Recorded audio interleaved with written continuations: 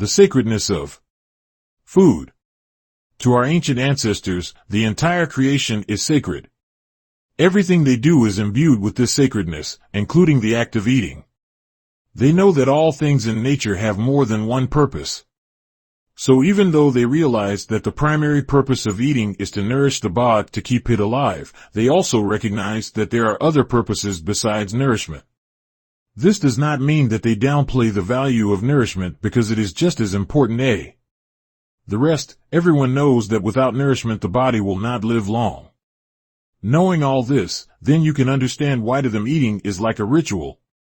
It is never performed absent-mindedly the way you see some people do today, eating while driving cars, or rushing through their meal so they can go do other more important things. Or just eating casually all day long, where some people do it so absent-mindedly that you will hear the person say, "Where did my hot dog go?" not even remembering that he already ate it. That type of absent-minded consumption of food is an indication that we have forgotten that food has other purposes for us besides pleasure and nourishment. Of course, there is nothing wrong with getting pleasure out of eating. That is why God put different pleasant tastes in many varieties of food so that we can derive pleasure from eating while we nourish our bodies. But to eat only for pleasure will always lead to unhealthy habits such as overeating and eating foods that are bad for our bodies. This in turn will lead to an unhealthy body and eventually to premature death following painful illnesses.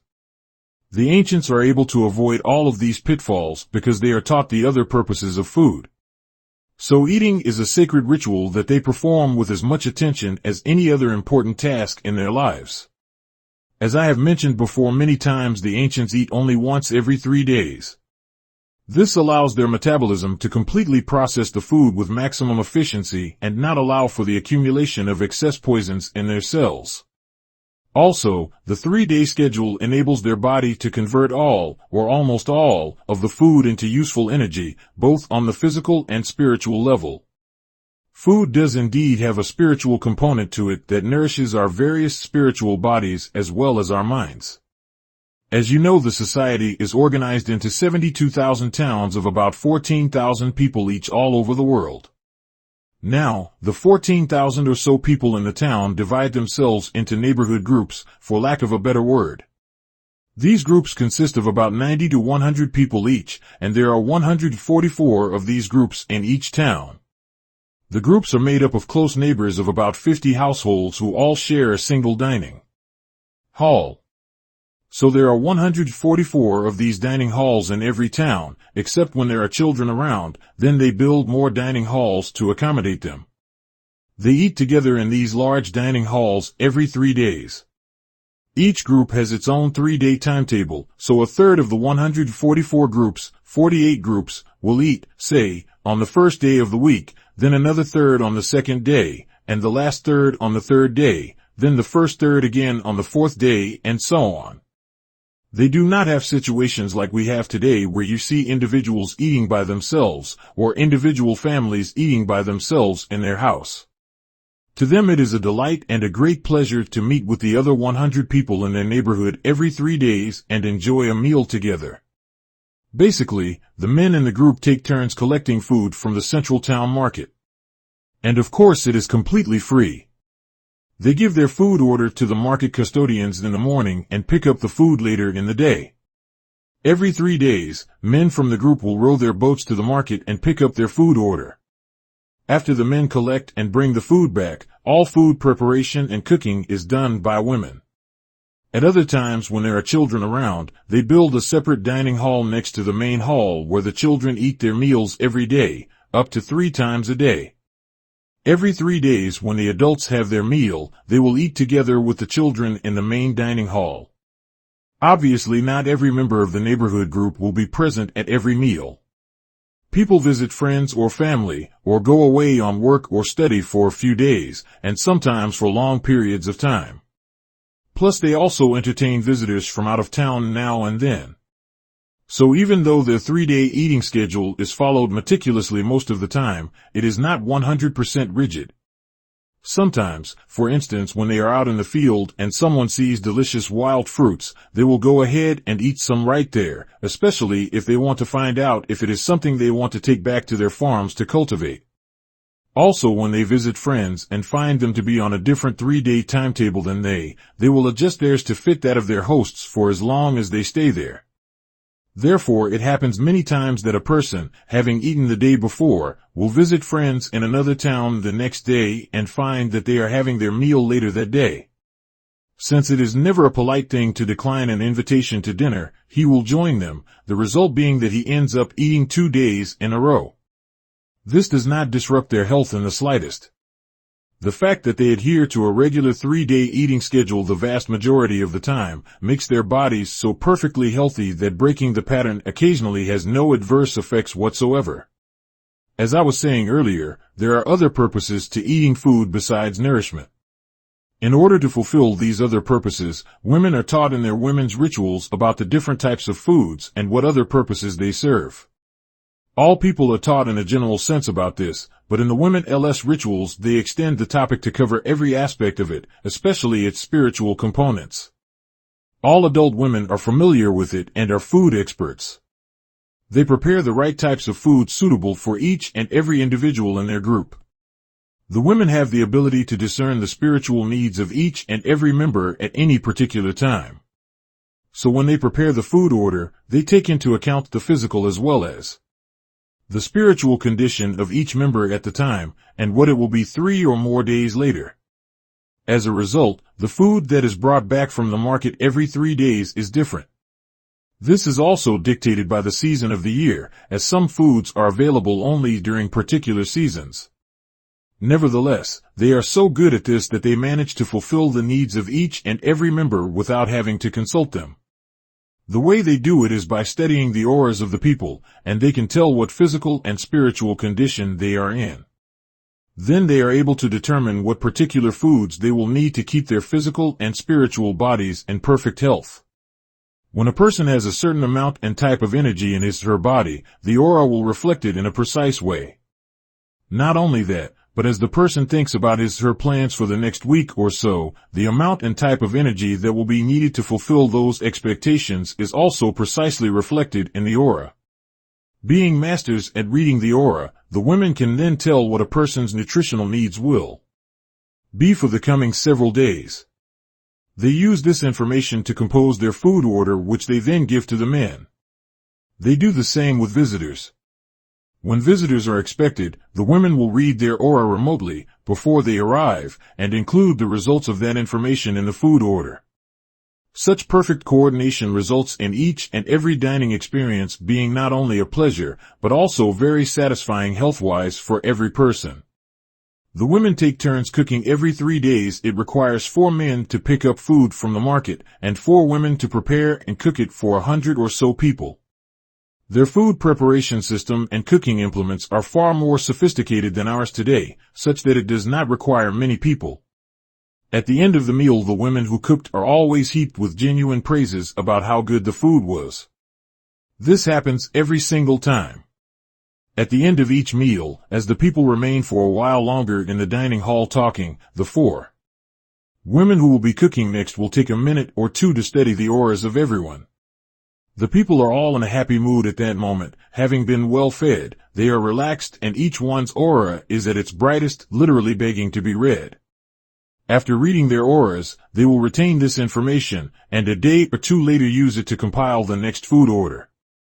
This will be repeated like clockwork every 3 days. As you can imagine, this takes all the stress out of preparing, cooking, and eating food. People never have to worry about where their next meal is coming from or what types of food they need to eat on any given day to maintain their health.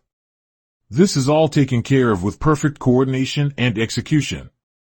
It leaves them with all the time they need to take care of other things in their perfect lives, to work, to study, to socialize, and ultimately to fulfill their destinies. Now I will talk a little bit about their farming techniques, as well as their food distribution methods.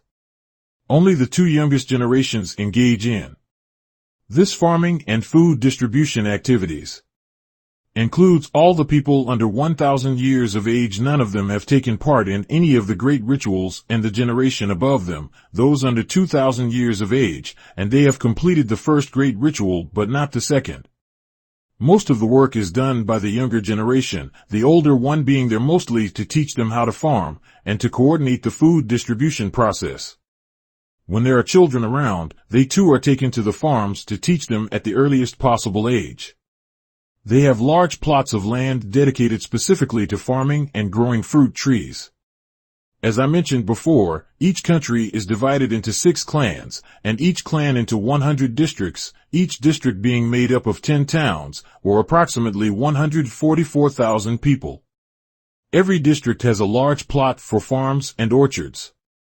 That means there are farmlands in every suitable part of the country, enabling them to grow every type of food according to climate. They trade some of their produce among the 12 tribes, and then distribute the traded food to the clan capitals.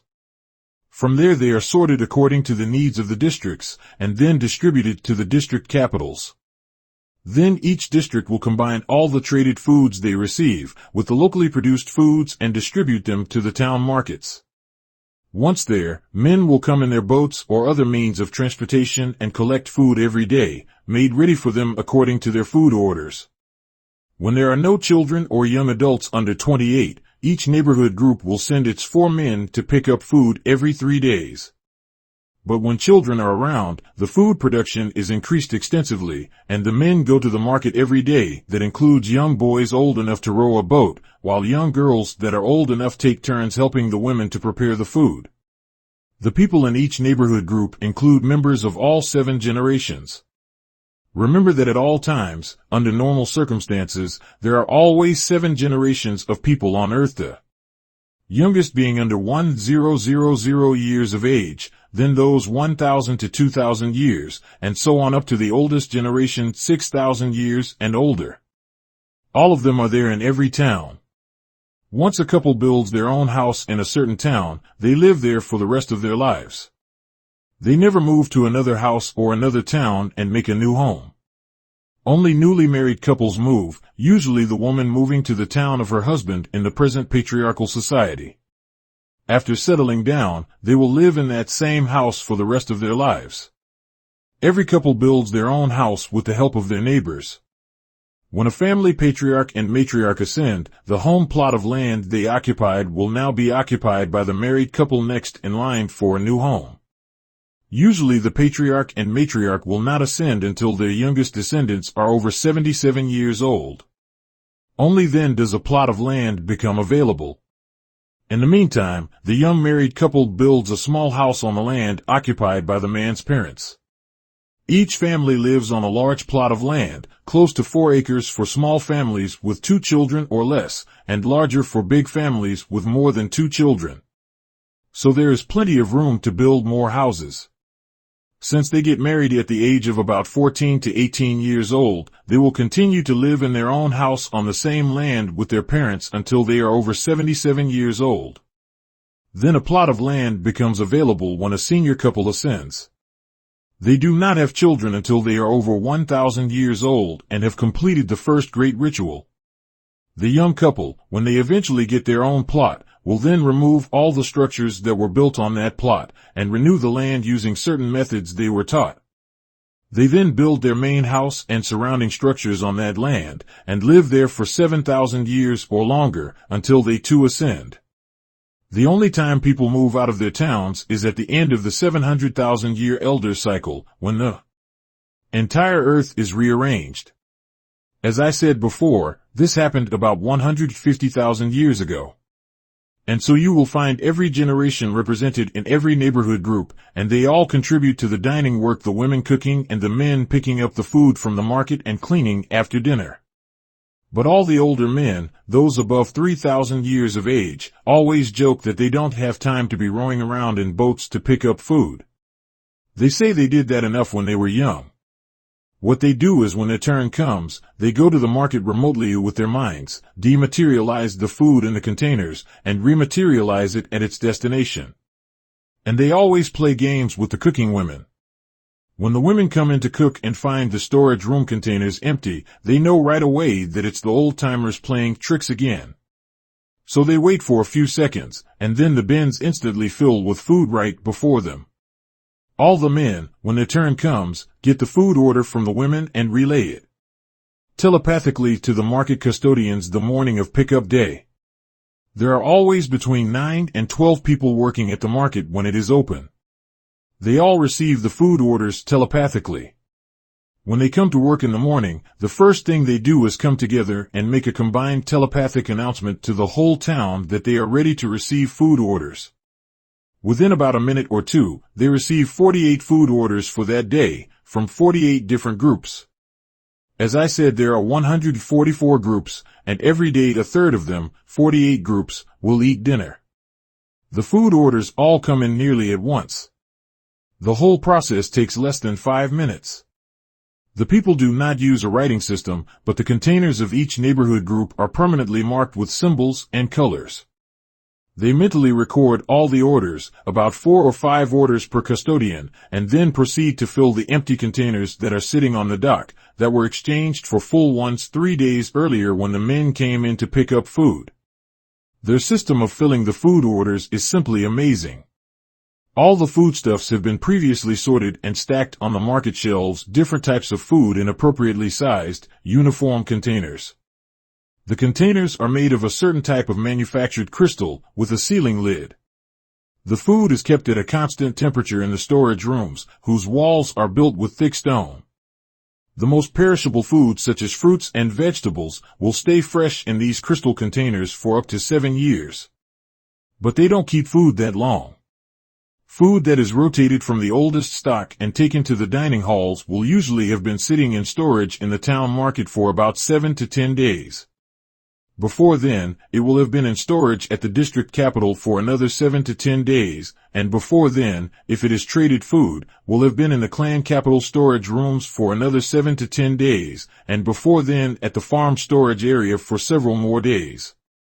So it is in storage and distribution for a total of 20 to 40 days, depending on whether it is traded or local food. I'm referring specifically to perishable foods. They are stored in these crystal containers immediately after harvest, and 40 days later they taste as fresh as food that was harvested that day. Grains, herbs, and other foods that are not easily perishable are in the storage/distribution cycle longer, being stored in much larger containers. They are transferred to smaller metal containers made of silver or gold when they are ready to be picked up. When they are ready to fill the food orders, the market custodians sit in a round room in the middle of the marketplace. The room is surrounded by 12 storage rooms, with variously sorted foods of all kinds. The custodians then bring the food order lists up in their minds, and as soon as they do this, the right number and kind of containers of dematerializes out of the storage rooms and food into the containers at the dock. They are able to do it instantly, without having to locate the different foods because they already know where every single container is located, and the type and amount of food in it. They effortlessly memorized it all when they were unloading the ship and stocking the market shelves in the storage rooms at the time the food was delivered from the district capital. What is even more amazing about the process is that each person fills his or her orders, 4 or 5 of them, simultaneously. The entire process takes them less than a minute to complete. They are usually at the market for about 10 to 20 minutes only, and most of that time is spent just sitting talking while they wait for all the custodians to arrive, because they all work as one. The actual work, taking orders and filling them, all takes about 6 or 7 minutes. Then they are done for the day and leave. The only time they are there longer is when new shipments come in every 10 days or so. Then they work at the market for about an hour, restocking the shelves. When the men come in to pick up their food, there is usually no one inside the market. They find their containers full of food waiting for them on the dock. They exchange their clean, empty containers for full ones, then linger around the dock for a while talking to others, and then head back. They get to talk to the market workers only once every 10 days when they find them unloading the ship. Now, market workers are not the same people at all times. Every adult in town does this job, as well as many others. They take turns working in the market just like they do with the other dining work. Their farming methods are simple, labor-intensive methods. They do use animals for some of the farm work, such as plowing the land. They have very intricate and highly efficient irrigation systems that rely on the fountains, rivers, and streams that abundantly crisscross all of their countries. Farming is perhaps the hardest work they do. As I said, they start as children and do it intensively for about 1,000 years. After that, they no longer engage in the hard work, but go mainly to teach the new generation that came after them, who will now perform all the hard work. When it comes time to harvest, they make use of what they call their harvesting crystals. These are specially made crystals that they use to transmit images that help them to visualize the separation of the food from the rest of the plant, or the fruits from the trees. They use this visualization process to dematerialize the harvests instantly, and I will try to describe their harvesting technology. The process is similar to that used in the markets in that it is also a dematerialization process. The difference is that the crops on a farm field or the fruits on a tree are not neatly placed like stock on shelves where they can all be visualized easily and transferred by this process. Every plant and tree is different, and the food is located randomly all around the tree by nature, so it would be especially complicated to try and visualize every single fruit on the tree, and every single grain on the stalk to dematerialize it and separate it from the rest of the plant. There are older people that can actually do this, but according to custom they do not use their powers for such work. The real reason they do not is because there are certain side benefits that are very important for the young people that can only be learned efficiently when they use certain types of technologies, and their crystal technology falls in that class. Every person has to master it before they can advance and gain higher powers that use only the mind. The same holds true for the type of hard work they have to perform on their farms in preparation for the harvesting season, as well as the use of animals. They could easily make machinery that can do all their farm work, but then they would lose other benefits, mostly spiritual ones, that they gained by working on nature directly with their own hands when they are young. To use the harvesting crystals, they place them in the field and make a recorded image of all the plants to be harvested. The crystals record an image of each and every plant in crystal clear, lifelike detail. The way the crystals record images is not by using light the way modern cameras do. They record the actual electromagnetic properties of an object, which means they record equally well in the light, in the dark, or on objects that are hidden behind others. The farthest object will be as clear as the nearest. As I have said before, everything in existence has a unique frequency of vibration. The crystals record all these unique frequencies that are within their focus. Their range of focus can extend for many miles, depending on the size and type of crystal. They are not very large, the largest being only about the size of an average-sized book such as a Bible, and the smallest being about the size of a matchbox. For a large field, they will place one book-sized crystal on its stand in the middle of the field. The crystal will cover the entire field and produce a recorded image of each and every plant on the farm. The images are transmitted instantly to the central room of the farm storage building. Scientists in that room will study all the images for a few minutes, taking samples. The transmitted recording includes all the sensory properties of the plant and crop, meaning the texture, the smell and taste, etc. They wear a certain type of crystal on a bracelet on their forearm that enables them to sample the texture, taste, smell, etc. of the entire field of crops in just a few seconds. The best crops will stand out among the rest by presenting a more perfect symphony of vibration, sort of like listening to many songs at the same time and then hearing the ones that have a superior quality stand out among the rest. These crops are automatically singled out on the recording directly by the minds of the scientists so as to distinguish them from the rest. They will be saved and used for seeds in the next season.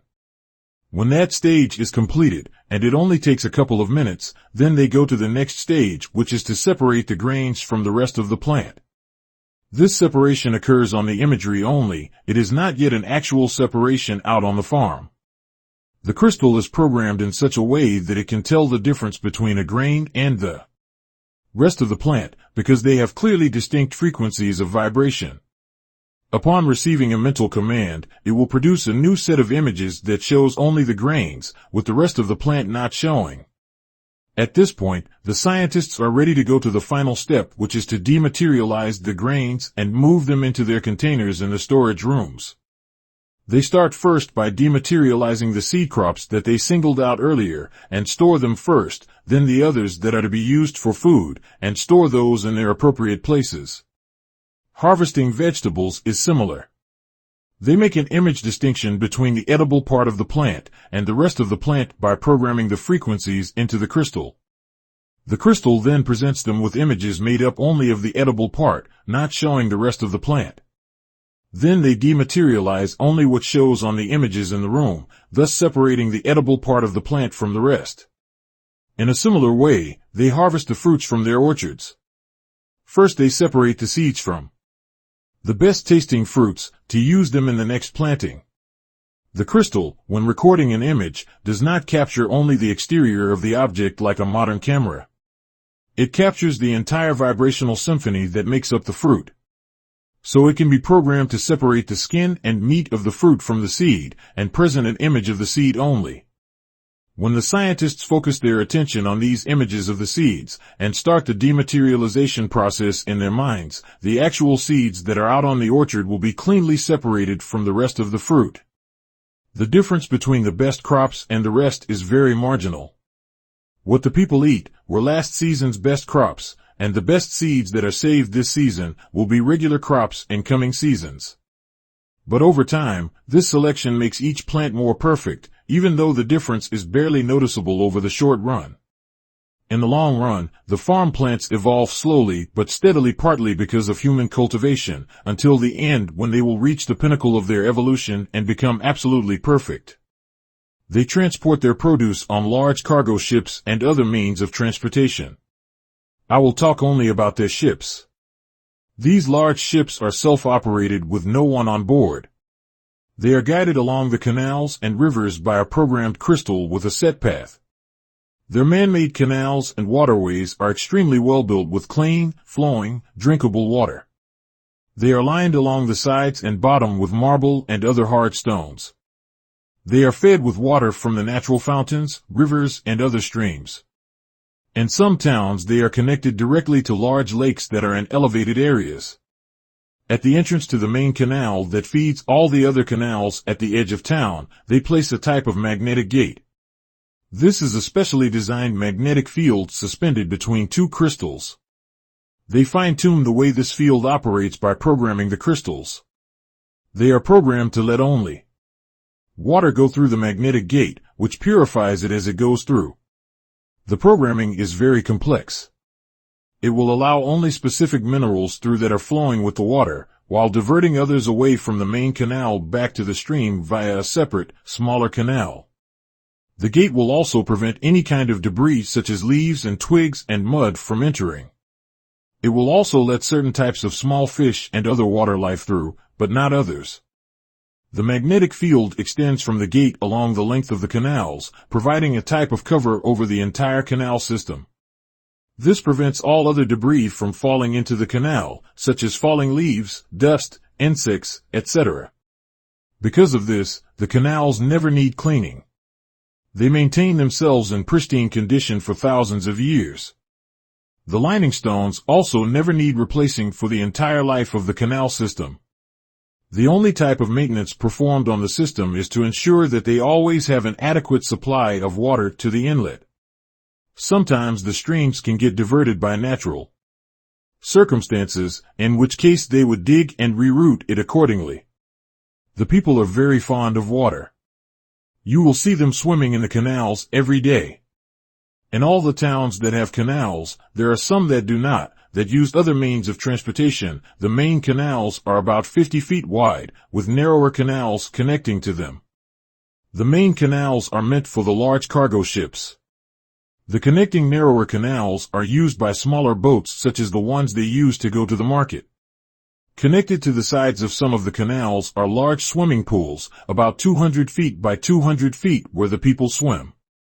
Each town has about 40 of these large pools. Even the towns that do not have a canal system have their swimming pools.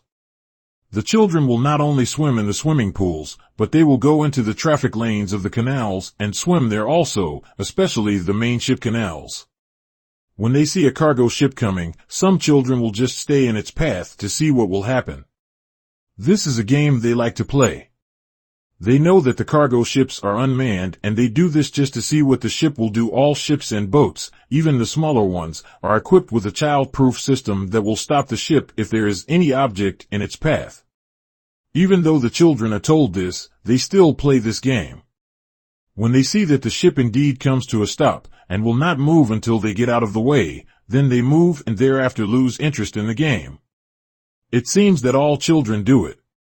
The adults just ignore them, knowing that they will only do it once or twice and then lose interest, because they too did it when they were children. One thing they are unable to do, though, is to approach within 10 feet of the ship. The ships are covered by a field that prevents anyone from advancing beyond its 10-foot perimeter. Only mature people, those who have gone through puberty, are able to disengage the field and board the ship by using a mental command, and they never give this command to children. When the children become very curious and want to board the ship, a couple of adults or older teenagers will take them to the marketplace where the ship is headed. After it docks, they will take them aboard so they can look at it. This happens a lot when there are children around. But because for the greater majority of time there are no children on Earth, the unmanned ships are free to go on their way without any trouble. There are bridges located at regular intervals for crossing the canals. These are not elevated bridges. They are mechanical bridges that advance and retract from both sides of the canal. They are made from giant slabs of very light but hard stones. Each bridge consists of 2 long slabs, one on either side of the canal, that are about 14 feet wide and 50 feet long. Each stone is laid lengthwise in a trench near the water's edge. The trench is about 10 feet deep and 50 feet long, to take the whole length of the slab. The slabs then slide into the water toward each other until they touch to form a bridge. The top of the stone is only about a foot above the water level, and the water level itself is about 2 feet below ground level. When they are fully in and touching, the water will continue to flow under the stones. Only a third of the length of the stone is in the water. The remaining 2/3 is still supported in the trench by its own weight to prevent the stone from tipping over. Once they touch, they are magnetically locked to each other so that you can even put a large weight on them. But generally they do not take any large weights, they are used just for walking to cross the canals. I want to describe these bridges in detail because there is something about them that has to do with the children that is very fascinating. When the bridge is fully retracted, the stone lies buried in its trench, and 2/3 of its length is totally underground, covered with vegetation, usually short grass. This vegetation is actually planted in soil right on top of the stone. The front 1/3 of its length is left bare and visible, that is the part of it that enters the water. When it slides and advances into the water, it takes the covering vegetation with it, and leaves the trench gaping wide open behind. When a person wants to cross the bridge, he approaches any part of the stone. As soon as he steps on top of it and remains still for about 2 or 3 seconds, or walks along its length towards the water for about 2 or 3 seconds, then the stone starts gently sliding forward. The other stone across the water also starts sliding until they both meet in the middle of the canal. After the person crosses and steps off the stone, they both begin to retract back into their trenches. As I said, each stone leaves about a 17-foot length of the trench gaping wide open when it slides to form the bridge, but it is not possible to enter this trench. It is covered with a magnetic field that is similar to that which covers the perimeter of the ship. But you can clearly see the sides and bottom of this wide, 10-foot deep hole. Now, what the children do is, as soon as this hole is exposed, they jump on top of it, trying to get into the hole. They will jump up and down for a while, then come running to join the others crossing the bridge, and run past them to the other side and jump up and down on that trench as well. They do this almost every time they cross the bridge. The slabs used to cross the main canals are much bigger. They are about 30 feet wide and over 75 feet long. They are cut differently than the small bridges. The back 2/3 of their length that is covered with vegetation is about 30 feet deep, while the front part that advances into the water is about 15 feet deep. The canals are dug extra deep at the bridge crossings to accommodate the stones. The front part of these larger ones also has round holes in them to allow water to flow through when the bridge is connected. A ship that approaches a bridge on the main canal prevents the stones from closing when it is at a distance of about 300 feet. After the ship is about 20 feet past the bridge, then the bridge can be operated again. The trenches of these stones are massive. When they form a bridge, they leave an open trench behind that is 30 feet wide, 50 feet long, and 30 feet deep. The children love to play on these trenches more than on the smaller ones. They will even go to the main canal to operate the bridge not with the intent to cross, but just so they can run back and forth between the two trenches, jumping up and down on top of the holes, trying to fall inside. When they run back and forth like that, sometimes they slip on the wet stones and fall into the water, but all of them can swim. They never get hurt though, even if they hit the edge of the bridge, which does not have any side railings. The reason they never get hurt is because they have a certain natural protection mechanism around their bodies that prevents any object from hurting them when it falls on them, or when they fall onto a hard surface, no matter how far they fall. I will describe this about their bodies at another time. There is a very intelligent reason why they play on the trenches like that. The children, like all other people, are extremely intelligent. There is no way to describe their intelligence by comparing it to modern people. Their intelligence is through the roof the moment they open their eyes and make first eye contact with their mother. The reason they stop the cargo ship is because they were told the ship will stop by itself when someone is in its way. So the first thing they want to do is confirm this. Not because they don't believe their parents or other adults when they tell them things that they do, but they still want to see it for themselves. They are all raised this way, to investigate things for themselves and have an insatiable appetite for knowledge that lasts their whole lifetime and is satisfied only when they become full God and know all things. Once they have seen the ship stop 2 or 3 times, they naturally lose interest in this game and go on to other things. In their world, there is so much for them to discover and investigate they will not waste time repeating something from which they have already gained all the knowledge they can. But when it comes to playing on the trenches, this they can never get enough of. All children, even modern children, are fascinated by mysterious holes and hidden rooms and tunnels and things like that. They cannot resist the urge to get inside anything that seems to be hidden. So they jump up and down on the trenches hoping that someday they will be able to fall in and get to the bottom of the hole. Adults tell them all the time that one day, if they keep playing like that, they will fall into the hole, and in a way that sort of encourages them to keep doing it.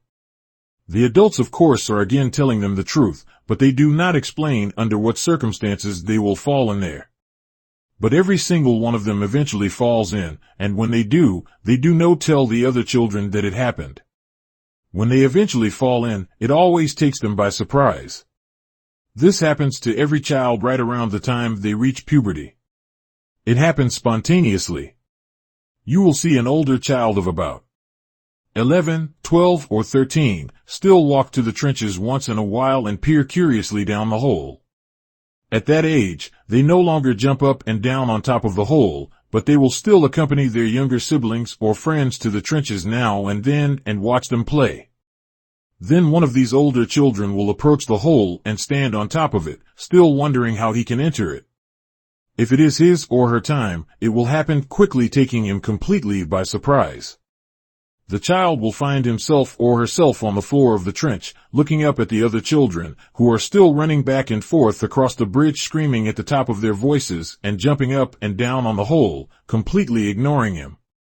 Still surprised, and now getting confused, he will continue to look up until he sees an older child standing up there, peering down at him. As he looks closer, he realizes that he is actually looking at his own body. At that point, something miraculous happens. He finds himself back in his body, perfectly conscious and still peering into the hole, and at the same time is still inside the hole, looking up at himself.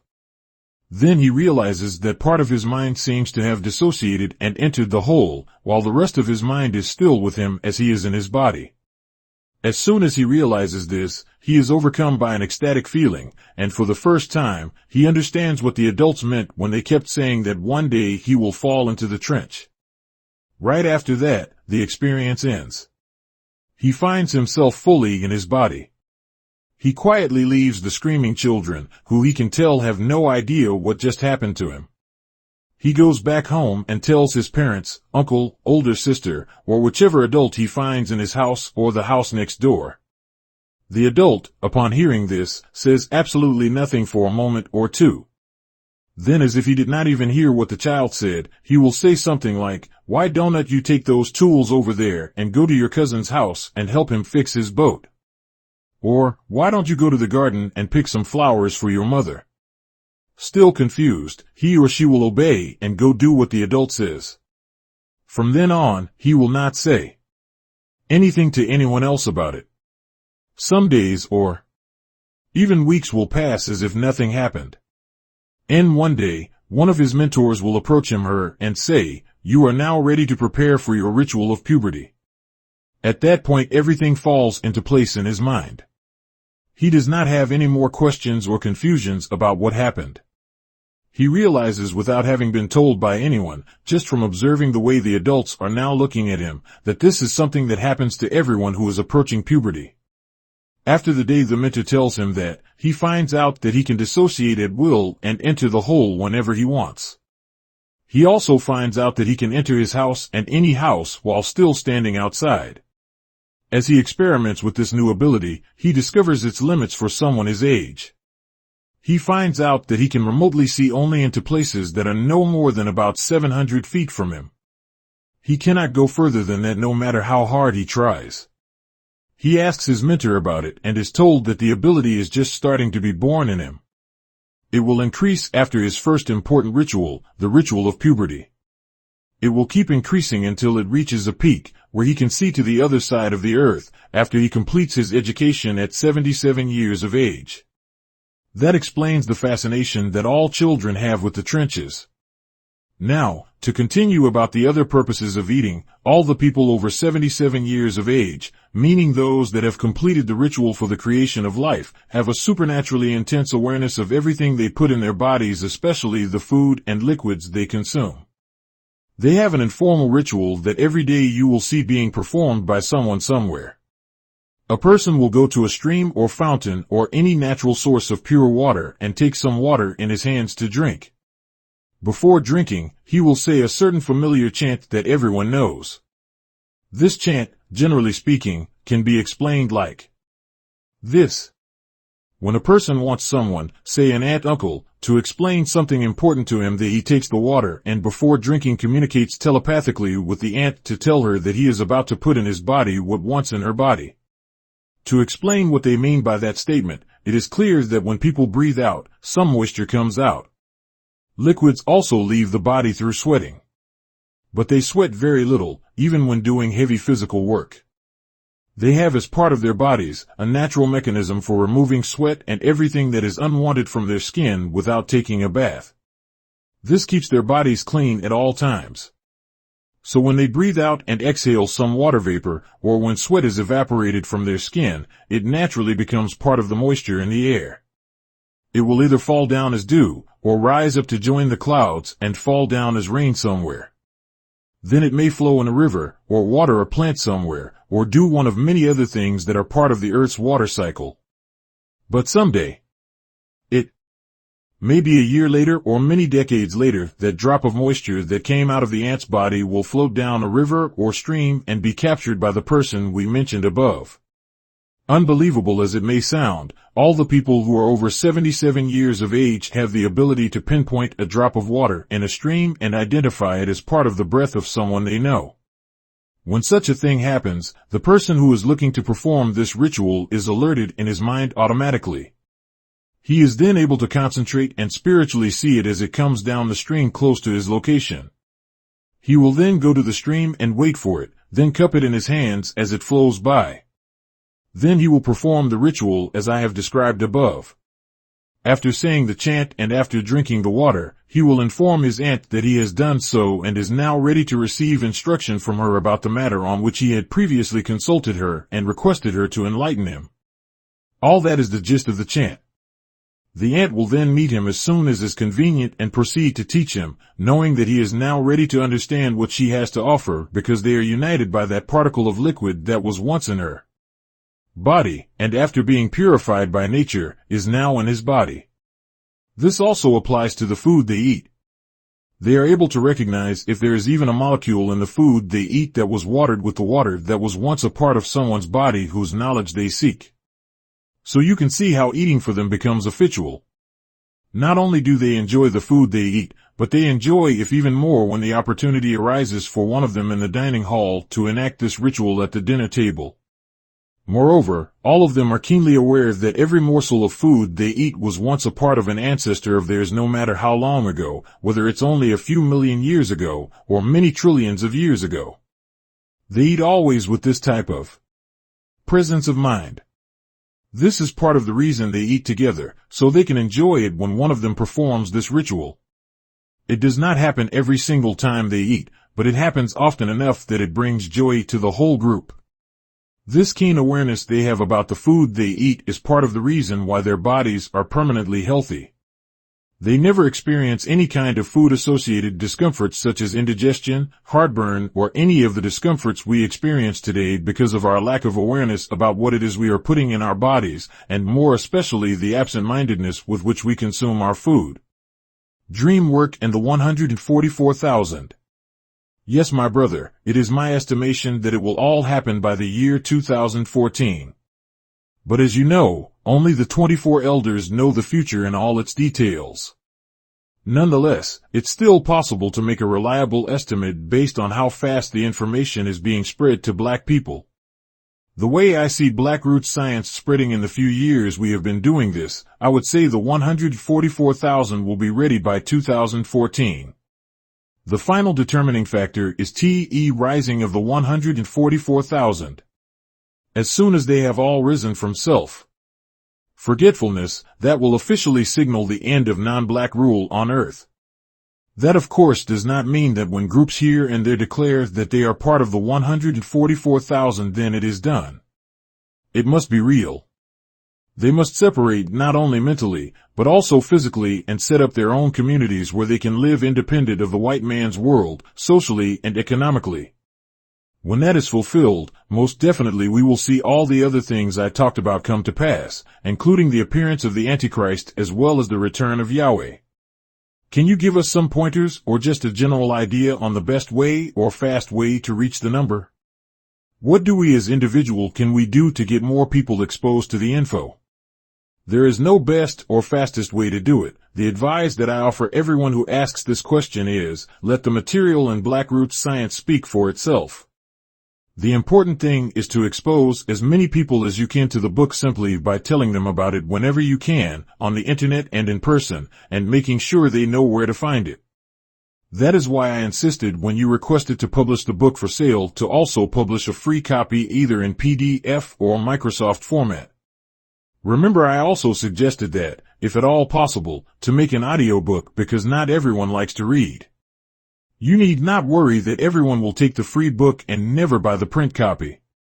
Many people who first take an electronic copy will later get a print copy because people still prefer to study from a real book that they can underline and highlight. Those are really the serious people who are most likely part of the 144,000. And many of them have friends and family that they know very well and are in a better position than me and you to tell if they too are ready for this knowledge. Some of these people they live with or are their neighbors, and some are even in prisons all over the country. So the dissemination of this information will have a self-increasing effect. The more people who hear about it, the quicker it will spread. And the most effective way to learn it is when you study with other people. When that happens, then leaders will naturally arise among these study groups and take charge and begin to work in a practical way to carry the mission of the 144,000 forward. Just keep doing the work of exposing people to it as you have been doing so well thus far. The so-called elect are already all here. They just need to be exposed to this knowledge, and it won't be long before they realize that this knowledge is meant for them. It is their destiny to be the future rulers of the earth. The entire black population depends on them, and they will fulfill their destiny. As you know from your own experience, me and my wife have met many of you in the dream world. Presently, only a handful have advanced far enough to the point where they can remember the experience. But as they continue to do the exercises in the book, especially the thought and dream exercises, then more will become conscious in their dreams, and it will then become possible for us to work with them in a lucid dream. Remember, as I told you, that number is all we need. The rest of the black population may continue to sympathize with this evil system, thinking that it can be corrected, reformed, or adjusted in some way. As soon as that number is reached, it will have a cascading effect, starting in the mental realm and eventually filtering to the physical realm. Then all black people will finally lose all sympathy for the races. Without it, their whole structure will fall. At the present time, it is being supported only by our sympathy. The protection they enjoyed for 6,000 years ended back in 1914, and now only our sympathy continues to keep them in power. I must confess I have not reached the point where I can remember the other encounters I have with you in the dream world. That one I told you about is the only one I remember vividly. Other than that, I have very vague recall. What was it about that one in particular to make it stand out? Was I doing something different? I wouldn't say you were doing anything different, but I had never before seen you as calm as you were that time. It seemed to me that you had no major problems to deal with, either that or you had decided to simply put them aside and concentrate more on this. See, even though we may have personal problems most of the time, it is possible to put them aside for a while, just put them out of our minds so we can concentrate better on something else. It is really a waste of time and energy to worry constantly about any particular problem, no matter how serious it is. When you deal with the problem, that's when you should worry about it. When you are not in a position to do anything about it, what good does it do to worry about it? You will have enough time to worry about it when the time comes to deal with it. This is something that you can practice more, i.e., how to put yourself in a state of mind where you can gather all of your attention and focus it on the matter at hand. When you do this, you will discover that your daily worries do not enter into your dreams as much as they used to. That enables you to separate your conscious mind from your other subconscious thoughts that are always with you whether you are asleep or awake. If you do it enough in the waking state, it will naturally and effortlessly filter into your sleeping state. This will help you to have a worry-free, relaxed mind as you fall asleep, thus enabling you to remember your dreams better, even to become conscious while asleep and have a lucid dream. Can you tell me a method or particular steps I can use to practice? Maybe something I can do every night to put me in a more or better state of relaxation. Sure. Of course, doing the recalls just before going to sleep will help you very much to relax.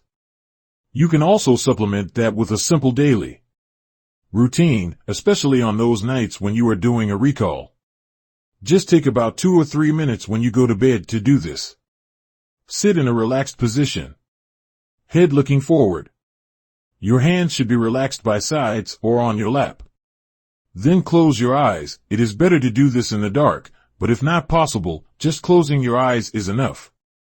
While in this position, bring up a particularly vivid image to your mind of anything you saw that day.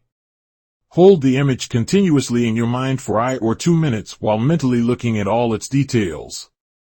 It can be a flower, a house, a bird, any object that you remember vividly with all its colors. You may even prepare for this during the day, choosing something and looking at it intently, memorize its details.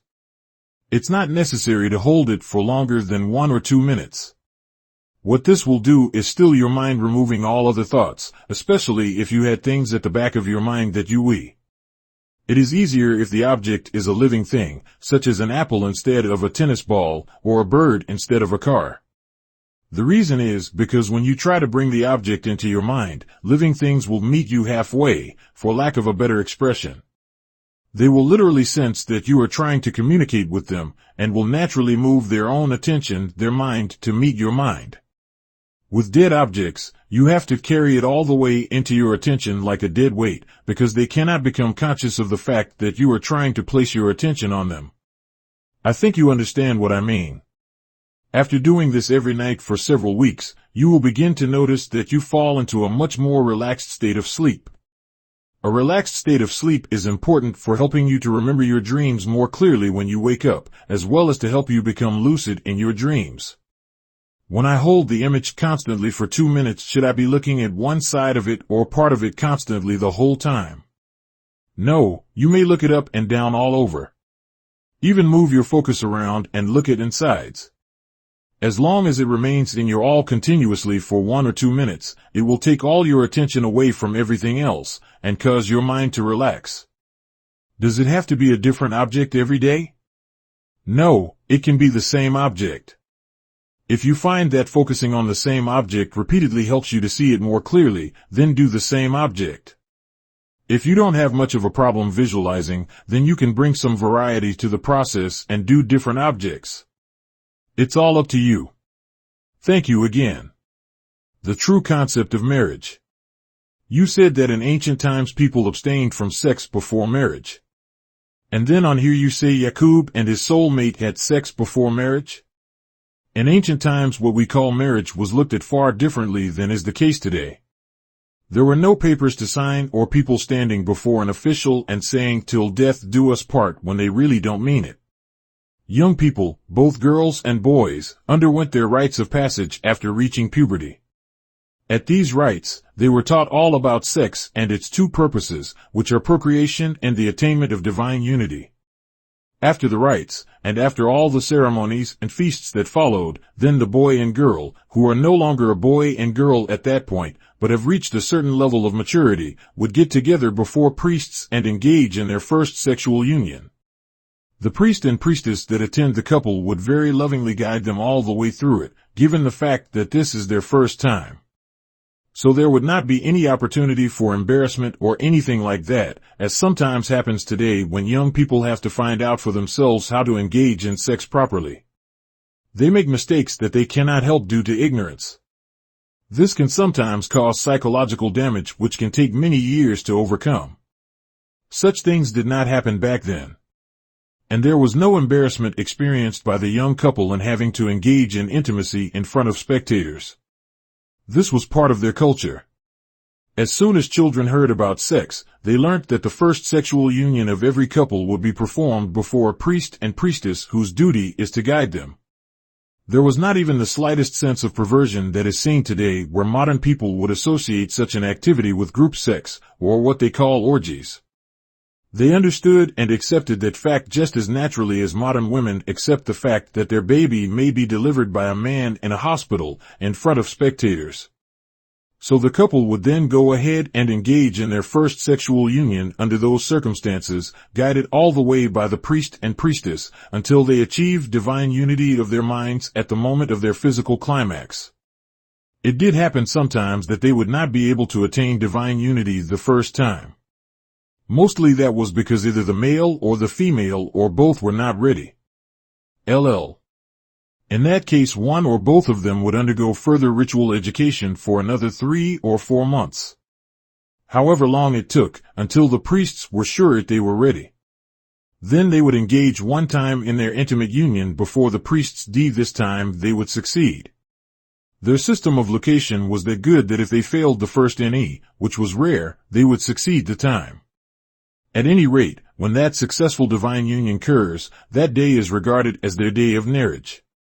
They are legally married, to use a northern word, from that time on, meaning that what was separated at conception has now become knit again. The wedding festival that follows months after that is simply an opportunity for the community to celebrate the first divine union of the couple. Every time they re-celebrate their wedding day, whether it's their 10th anniversary, or 20th or 50th, they are not celebrating the day of their wedding festival, but rather the day of their first divine unity, which is their real marriage. That is how the ancients regarded marriage, so when Yaqub and Maitzai had their wedding festival, they had already been married for several months, their marriage having taken place in front of a priest and priestess, and having been consummated in a climax of divine unity, which is how the first self blesses the marriage.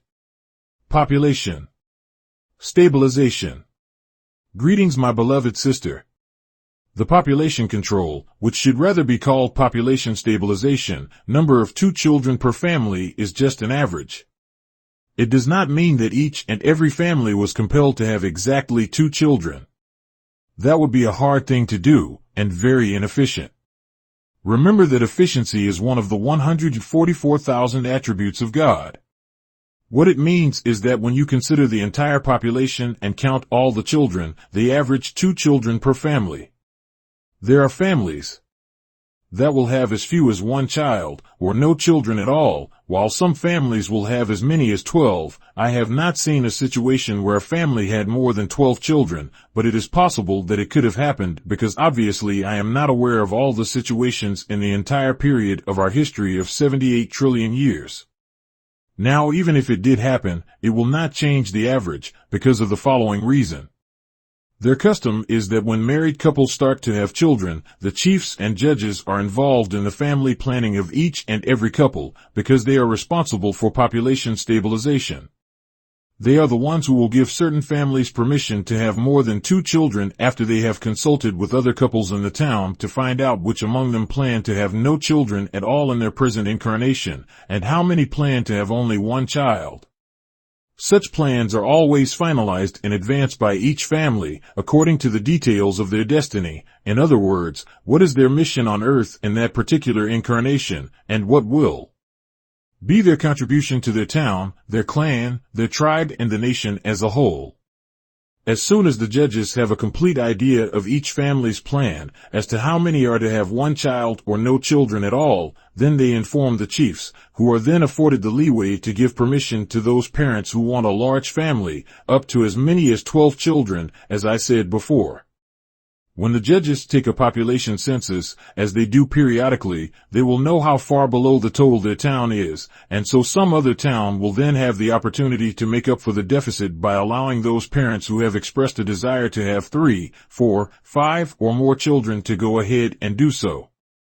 So the total number of children in a given census period may be below average in some towns, and above average in others, but the total will always be adjusted so that the average of 2 children per family is reached, thereby ensuring that the planet in every millennium has its maximum of 1b8m people.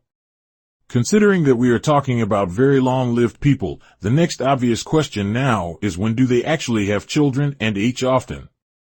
Do they have children like modern people do, meaning that at all times there are children born somewhere on Earth, or do they use different and more natural method appropriate for long-lived beings? The answer is that they do not have children at all times like modern people do. Our modern method is very unnatural, being forced on us by the fact that we live a very short life. Their custom of childbearing was as follows. It was determined a long time ago, at the very beginning, by the original people on the first earth, that the best way for children to be raised and educated properly is when as many children as possible are around at the same time. So they have a law which states that parents may bear children only during the period that is set aside as the childbearing period. This is a period that is about 100 years long, give or take several years, and it occurs only once every 1,000 years. Once that period is over, parents are not allowed to have any more children until the next 100-year period comes around, 1,000 years later. The law states very explicitly that any child that would be born after the childbearing period is over, such a child will be taken by the judges and sent back to the ancestral world. Let me state here that I have been told that in all the history of our nation, such a thing has never happened. Every person on earth knows the law, and it has never been contravened even once in all of our 78 trillion year history. Anyone who thinks that this is impossible does not have a good understanding of our ancient ways. Our laws were not laws as laws are known today, but were actually customs based on nature and meant to enhance the lives of the ancients. Any person who would go against the laws would be going against their own desires and self-interest.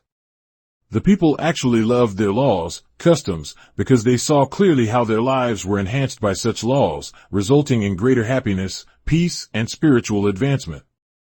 Normally, most if not all of the childless couples who wish to have children will have all their children during their first 100-year period of childbearing. It does happen that some parents will have Their first children during the first 100-year period then have more during the second 100-year period 1,000 years later. But this is very rare. The common way is to have all their children during their first 100-year period of childbearing, so that all the siblings in the family will be separated by just a few years, as is the case even today. Taking into account the full 100-year period, it stands to reason that the oldest children of that generation will be only about 100 years older than the youngest, no more than 100 years. This turns out to be a very good and practical way to ensure that the whole generation, which amounts to about 144 million youths, will be able to attend the education rituals at about the same time, and more importantly, be able to attend the first great ritual of the black nation together, all 144 million of them at the same time. With this customary practice, as you can imagine, most of the time on Earth there will be no children to be found anywhere. And by children I mean those cute little ones 0 years old and under that are always running around and peeing tirelessly and providing a lot of pleasure to adults. Such children are around for only about 100 years, and then that's it. They are nowhere to be seen after that for the next 900 years, until the next child-rearing period comes around 1,000 years later. Remember that even though the people live to be 7,000 years old or more, their childhood period is exactly like ours today. It ends when they are about 10, 11, 12, 13, or 14 years old. Therefore, every 1,000 years the entire nation, especially women, look forward to this IOC year childbearing period. It is a time of joy and great happiness like no other. The entire planet practically comes to a stop during the childbearing period. The following 900 years or so, after all the children of that generation have been born and have grown up, there are no little ones to be found anywhere on the entire planet. Every person, starting with the childless couples, who will be parents soon, on to their parents, who will be grandparents, and then the great-grandparents, then the great-great-grandparents. Then the grandparents, then the grandparents, and lastly, but not least, the 7-year-old grandparents, citizens who are about to ascend, but will not do so until they have enjoyed that 100 years with their grandchildren. Every one of them is in state of unbounded joy brought about by the presence of children. It is quite an amazing spectacle to behold, this child-rearing period. To be honest with you, I was very saddened the first time I became aware of it. Seeing all the children grown up with no little ones running around anywhere on the entire planet really saddened me. To think that the people will not see children for a whole 900 years. But it was explained to me that my sadness was brought about by the fact that our lives today are so short. This fact was interfering with my thought process, causing me to think that I personally would never see children there again because of my short lifespan. The ancients themselves are not bothered by this at all.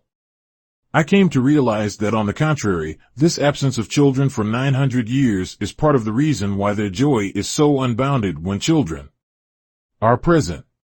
Perhaps if they were always in the presence of children like we are today, their joy would be tempered somewhat. The 7,000-year-old citizens spend a lot of time with the children during these last years of their lives on Earth. They will see them pass through puberty and go through all their ritual education until they reach the age of 77 years old and become full citizens of the Earth when they complete the perfection of their character and get ready to contribute their unique talents to society. Only after that do the senior citizens decide that it is now time to ascend.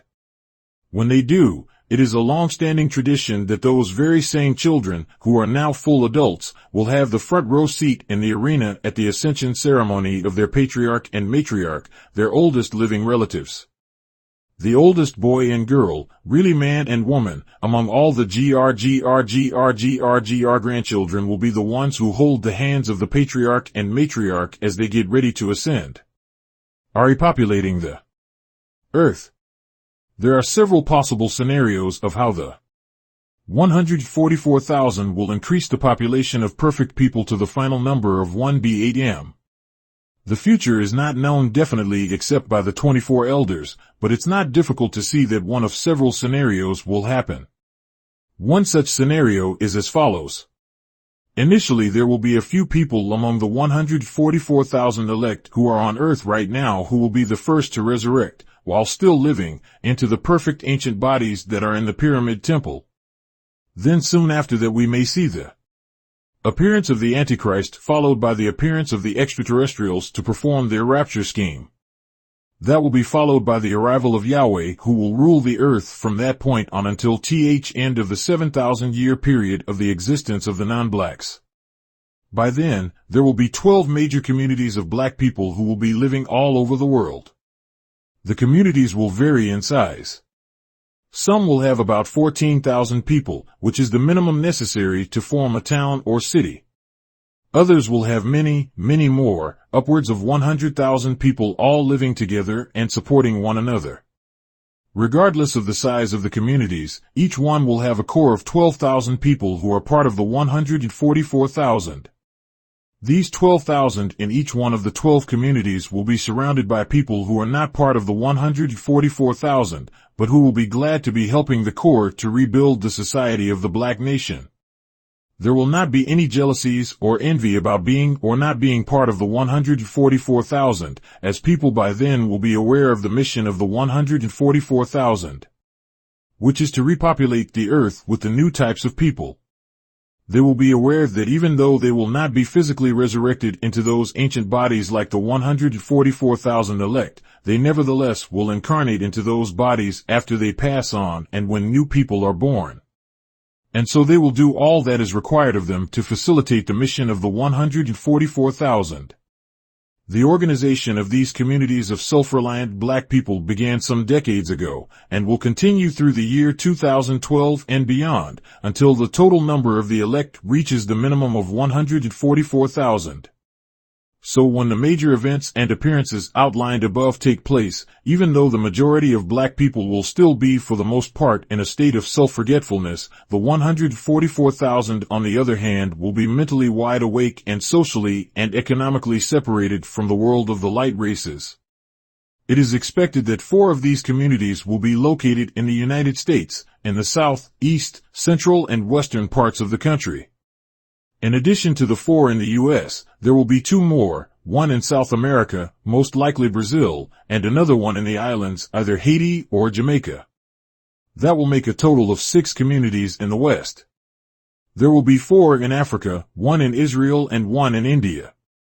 These communities will begin to have the ancient languages and customs resurrected in their minds. The major catalyst for their cultural reawakening will be the resurrected judges mentioned before, who will travel all over the world to these communities and initiate them into the ancient languages, as well as the culture and science. The initiation of the rest of the 144,000 will begin prior to the arrival of Yahweh. That will prepare them to help as many black people as possible to get through the trying times that are soon to come with the appearance of the Antichrist. As the rest of the 144,000 approach the time of their own physical resurrection, they will apply the ancient sciences to prepare their lands. They will produce new plants and animals, and make dramatic transformations to the lands they live on. Soon thereafter, when their lands are ready and their new animals and plants have increased, the rest of them will begin to undergo physical, conscious resurrection while still living in their present bodies, and continue to do so until the number of judges reaches the total of 144,000. At that point, when all 144,000 are resurrected and present on earth, having been joined by the ancients who resurrected in the old days, such as the Mahdis and all their soulmates, then they will be in a position to work more effectively in soulmate pairs. Each judge of the newly resurrected will find his or her soulmate. They will begin to have children in order to start repopulating the earth with perfect people. Of the several possible scenarios as to how the population numbers will increase, I will choose one that I think is most likely. As I stated before, only the elders know the future in all its details, and know how the repopulation process will unfold. But whichever scenario will come about, the end result will be the same. So the particular scenario itself is not the critical thing, but rather the fact that when the year 2914 comes around, exactly 7,000 years since the full appearance of the non-black races, the entire black population will again have regained their natural perfect bodies which we had lost in order to experience this cycle, which is winding down to an end. Year 2050 will see all 144,000 resurrected in perfect bodies, being the judges. The 144,000, 72,000 soulmates will give birth to an average of 4 children per family over a 6 to 10 year period until around the year 2060. So the total number of children in perfect bodies in the year 2060 will be 72,000 families x 4 children per family equals 288,000 children. Note, again, the 4 children per family number does not mean that each and every family will have exactly 4 children. That is unnatural, and I would even go so far as to say it would be an impossible thing to orchestrate. What it means is that when all the children are counted, their number will be about 288,000, and since there are 144,000 judges, or 72,000 married couples, then that averages to 4 children per family. In reality, some families will have only 1 child, while others will have 3, 4, 6, etc., depending on their destiny. So if one were to take a census in 2060 and count all the children and families, their numbers would yield that average of 4 children per family. Year 2060, the total population in perfect bodies, not counting the elders and chiefs, will approximately be 288,000 children plus 144,000 judges, 432,000 people. After about 20 years, around the year 2080, when the children have grown and found their soulmates, making 144,000 couples, they too will give birth to 4 children per family, say over a period of 10 years. The number of children will be 144,000 couples x 4 children per couple equals 576,000 children. The 576,000 children, 288,000 couples, will have 4 children each at about 20 years of age, around the year 2110 through 2120. That is 288,000 couples x 4 children per family, 1,152,000 children. The 2,304,000 children, 1,152,000 couples, will have 4 children each at about 20 years of age, around the year 2170 through 2180. That is 1,152,000 couples x 4 children per family equals 4,608,000 children. The 4,608,000 children, 2,304,000 couples, will have 4 children each at about 20 years of age around the year 2200 through 2210. That is 2,304,000 couples x 4 children per family children. Year 2210. The 9,216,000 children, 4,608,000 couples, will have 4 children each at about 20 years of age, around the year 2230 through 2240. That is 4,608,000 couples x 4 children per family equals 18,432,000 children. The 18,432,000 children, 9,216,000 couples, will have 4 children each at about 20 years of age, around the year 2260 through 2270. That is 9,216,000 couples x 4 children per family equals 36,864,000 children. At this point, the population is approach 144,000,000 people.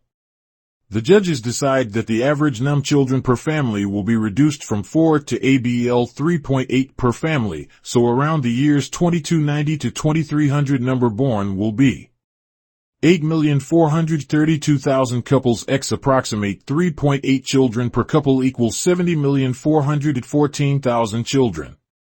The judges at this point have been resurrected for more than 250 years, and their oldest children are about 250 years old. A few black people are still incarnating in these modern bodies we have now because there are not yet enough ancient-type bodies. Now the average number of children per family is reduced again to its final and permanent level of 2 children per family. Year 2300, the population is 144,144,000. Years 2320 to 2330. 2x 144m equals 288m. The population doubles to years 2350 to 2360. 3x 144m equals 432m. The population triples to years 2380 to 2390. The population is fourfold. Years 2410 to 2420. 5x 144m equals 720m. The population is fivefold. Years 2440 to 2450. 144m equals 864m. The population is sixfold. Years 2470 to 2480. 7x 144m equals 1b8m. The population is sevenfold. So around the year 2480 the population reaches its maximum of 1b8m. The world of the modern type-bodied black people will then come to an end, as all black people will now be incarnated in the ancient type bodies. Only the non-blacks will be left under Yahweh's rule. At that time, the judges have been resurrected now for over 430 years, and their oldest children our grandparents, are about 430 years old. The judges are GRGR.GRSGRS. In other words, there are 16 generations of perfect people living at the same time on earth. The judges have completed their mission of ushering in the full population of 1b8m perfect people, and have been alive for over 430 years since their resurrection, in addition to the thousands of years they lived before they laid down their bodies. Remember that the judges are full gods. They completed the 7 great rituals of the black nation long ago, long before they laid down their bodies in the temple of resurrection. During these 430-plus years of repopulating the earth, they will be teaching and leading the people as full gods. That is what the physical resurrection of the 144,000 so-called elect really means. It means to resurrect from being a man to being a god. When they resurrect, they will recognize that they are full gods.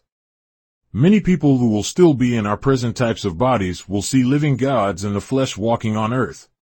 There will literally be 2 different worlds existing side by side, the world of ordinary people with present-type bodies, who will be decreasing in number, who will be ruled by Yahweh until the year 2914. They will be living right next to the world of gods increasing in number, led by the 144,000 judges. They will lead, teach, and initiate people as full gods, as they used to do in their ancient perfect society.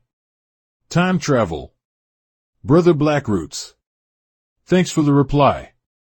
On the same question, was the dream given the person by his higher self? Do you think we can all see the future in a dream, or do you know any ritual to access the future? Yes, the dream was a vision given to the person by his higher self, and no, there is no ritual to enable a person to access the future. We have rituals for sending people to the past using our system of Ditoro, as I have already explained in the book. But there are no rituals for sending them to the future. The reason is simply because the future has not happened yet. We can investigate the past in order to gain knowledge that we can use in the present so that we can have the wisdom to advance into the future with balance and harmony. That's really the reason why we go back in time to the past. As far as the future is concerned, only God, the 24 elders, knows the future. We write our future when we are united with the minds of the elders before we incarnate. After our incarnation, our conscious memory starts as a blank slate. We no longer have knowledge of the future. This is an essential part of our lives, that we should start from a blank slate. That makes our lives original and genuine. Everything that happens is brand new to us, and we react to it in a genuine way. If we knew all the details of our future, then our lives would lose that genuineness and originality. Now, it's possible, and it does happen a lot, that certain events in our future are shown to us. This always happens in a spontaneous way, meaning it is never initiated or controlled by the person, only by the higher self. Such visions can occur when a person is wide awake or asleep in a dream. When such visions occur, it is because the higher self wants the person to have that particular information for reasons that are known only to the higher self. Such visions happened many times to the prophets of old. They still happen today to many people. When they do, it is always the higher self showing the person part of the future. It is not possible for the person to use any type of ritual to access those visions or any part of the future by themselves. Of course, it's possible for other beings to show people visions and mislead them into thinking those are real visions of the future. This has to do with the abuse of the psychic power. There are those, especially extraterrestrials, who are very adept at this type of thing. They take advantage of the fact that most people really live in a state of sleeping wakefulness. They are able to put all kinds of visions in the minds of some people and convince them that they see the future. When you read stories of extraterrestrial contact with humans and all the predictions that these extraterrestrials made in the past, you will not find one that has ever come true, and yet people continue to be misled. So how can one tell the difference between genuine visions and deceitful ones? The higher self gives visions only to people who know his/her voice. Just like it says in the Bible, the sheep know the voice of their shepherd and can never be misled by the voice of another. They listen only to their shepherd and no one else. The way to know the voice of your higher self is to practice listening to it. With enough practice, you will be able to recognize it because it is unique, unlike any other type of communication that can enter your mind. That is why it is so important to do the exercises in the second level of Blackroots science as given in the book. By practicing consistently, you will reach a point where you recognize the voice of your higher self so well that no one can deceive you. At that point you will begin to receive visions from the higher self and know that they are true. In the case of going to the past, of course this can be done by using rituals, because the past is our history. All nations must study their history to know themselves and to gain wisdom. Modern people do it by reading books or making films of their history. That is part of their system of education. Our system of education uses the ritual method to study history, as well as the storytelling done by elders and griots and so on. So the past is an open book because it has already happened. Anyone with the ability to do so can access any part of it. Accessing it is simply part of our education, exactly like listening to your grandparents tell you about their lives before you were born. Not so with the future. The future is sacred knowledge available only to Modimoncho, the Most High One. For all other people, it is not possible to go there and investigate it like we do with the past. So there are no rituals designed for doing that. Now, there are people who like to claim that they have seen people come from the future, or that they themselves can go to the future. How can you go to a place that does not yet exist? And how can people be living in and coming back from a place that does not exist? All such ideas are fanciful imaginations or fabrications used to serve some nefarious purpose that has nothing to do with the truth. The future can be predicted to some extent using logical analysis based on events of the past and present, and being able to see trends. For example, as you know, weather can be predicted reasonably accurately for short intervals by studying weather patterns. Similarly, technological advancement can also be predicted for short intervals by studying trends, the same with many other phenomena like social trends, biological trends, and so on. Beyond those short intervals, there are just too many variables that make it impossible to predict with reliable accuracy, not to mention the effect that the unknown plans of the elders have on the future, which can change the future in directions that no one can ever predict. So when some people say they have been to the future, if they are not telling outright lies, then what they are doing is using their imagination to try and predict what the future will look like. People with very active imaginations and exceptional abilities to visualize can see those future predictions so clearly that they see themselves actually there, living in and observing the future. But regardless of how clearly they see that, it is nothing but their imaginations. It does not in any way mean that those futures they see actually exist. They simply do not, because the future has not happened yet. The only scenarios of the future that are set in stone, so to speak, are those that the Most High shows the person in a vision. Those are part of what is already written because they are part of the plan of the elders, who are the only ones who know the future in all its details. As far as people coming back from the future, that is also impossible because the future has not been experienced yet. The Most High uses the present, the now moment, to experience what he knows, then that now moment becomes becomes available for us to learn from it. Past. So God, and the bodies of people, experiences it, then makes it available for us to see and wisdom from it. We cannot see his gain before he experiences them. Experiences. Wisdom is directly linked to experience of the truth. Without experiencing the truth, there is no wisdom that can be gained, and there is certainly no wisdom that can be gained from experiencing fanciful imaginations. The 7 great rituals. Our universe is still increasing in size as more star systems are being created from the center of the universe. When the universe is complete, it will have over 125 billion star systems. The suns of these star systems, such as our sun, are called first-tier suns. The star systems are created in groups that modern people call galaxies.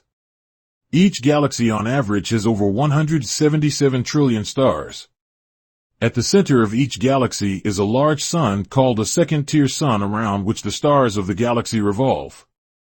The second-tier suns of most galaxies are still in the first stage of materialization called magnetism. Only the oldest galaxies close to the center of the universe have suns that have fully materialized through the stages of magnetism, electricity, light, and ether, and appear as giant orbs of light. After the completion of the universe, there will be over 700 million trillion galaxies. All these galaxies are created in groups of 10,000. The 10,000 galaxies in the group revolve around an even larger sun called a third-tier sun. There are over 70,000 trillion groups of 10,000, and therefore there are over 70,000 third-tier suns. These 70,000 groups are further subdivided into groups of 10,000. There are 7 trillion of these groups, each group revolving around a fourth-tier sun. Therefore there are 7 fourth-tier suns.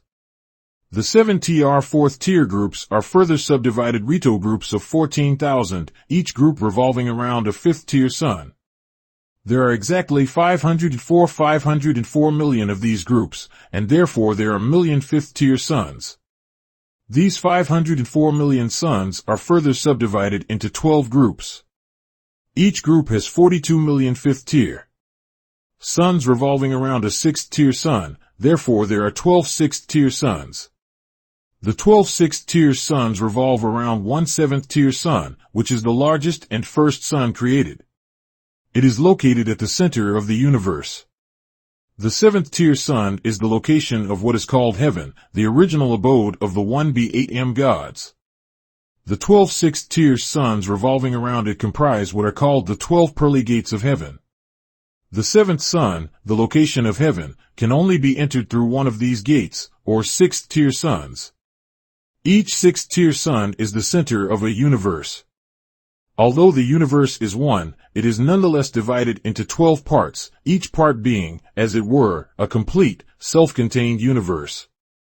All these 12 universes are equal in size, and are located equidistant around the central or universal sun.